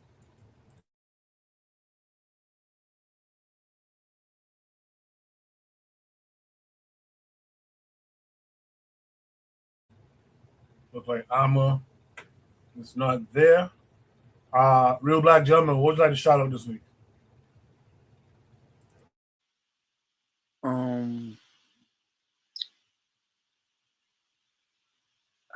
Just nothing in particular. I'll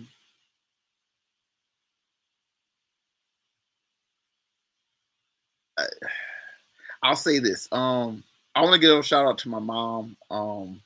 She passed away this year ago today. I didn't let any of you guys know about it when it happened. I kind of kept it to myself, but I will mention it now.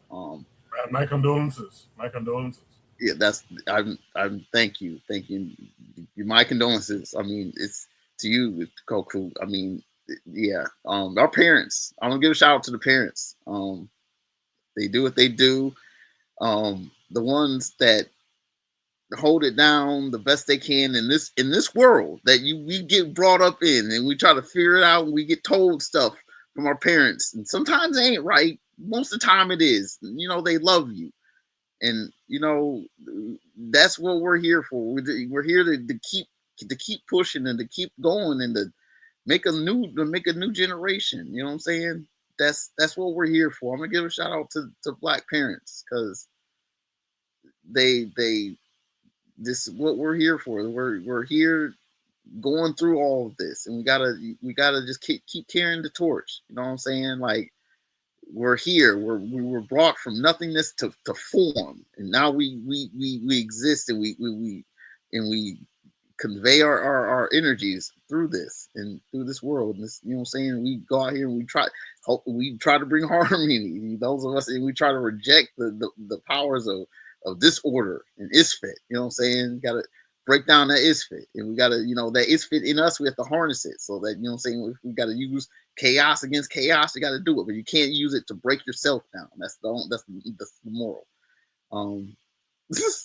I guess that's what I will learn from my mom. And you know, you got to make the best out of what you have. She cooked chitlins. I never really liked chitlins, but I ate them once or twice, so I know about that from that worst and making something out of it. Throw a little hot sauce on it. You know, I'm gonna pass the mic. Shout out to your mom for sure. Condolences, and Trigger Happy in the chat says condolences as well. Trigger also wants to shout out Speed. I Show Speed. He said, I was anticipating this tour, and it's pretty nice. He has a sort of minstrel past, but I like some of the tour he is doing. He went to Egypt, and the vibes were off. He showed some Black North Africans too in Algeria. Very nice, very nice. Shout out to Speed. With that said, Black Seal, what would you like to shout out this week? You know, I want to shout out Haiti, man. You know, it was January 1st it was Haiti's anniversary of their overthrow from France. They've been going through some tough times. I don't really hear enough about Haiti. They were the first. They were the vanguard, you know, in the struggle for Black liberation and freedom. And so, shout out to them. I know they've been going through some tough times, but that's all. Appreciate that, Black Seal. You're actually right. We didn't talk enough about that at the start of the year. But shout out to all of you, man. All of you guys who came through, represented again this week. Shout out to the panel. You know, it seemed a little iffy if we would get a good number of panelists tonight, but we did. So I want to shout out you guys. We ought to be back next week. Shout out to Buana, who's still, coming off of his passing and burial of his mother. Shout out to Jacadero. I expect Jacadero to be back soon, sometime soon. So shout out to him as well, man. I'll see you guys next week. In the meantime, you guys be good. Join the Discord if you haven't. Peace.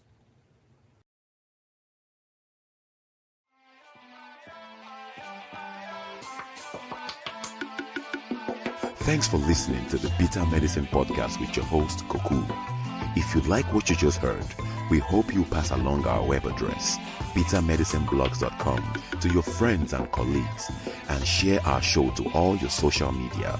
Be sure to check out our archive section on our website for previous podcasts. This has been a KWAZ radio production. Join us next time for another session of the Bitter Medicine Podcast. Follow us on Facebook at Bitter Medicine Show, Twitter, Bitter Meds, Tumblr, Bitter Meds, Instagram, Bitter Medicine.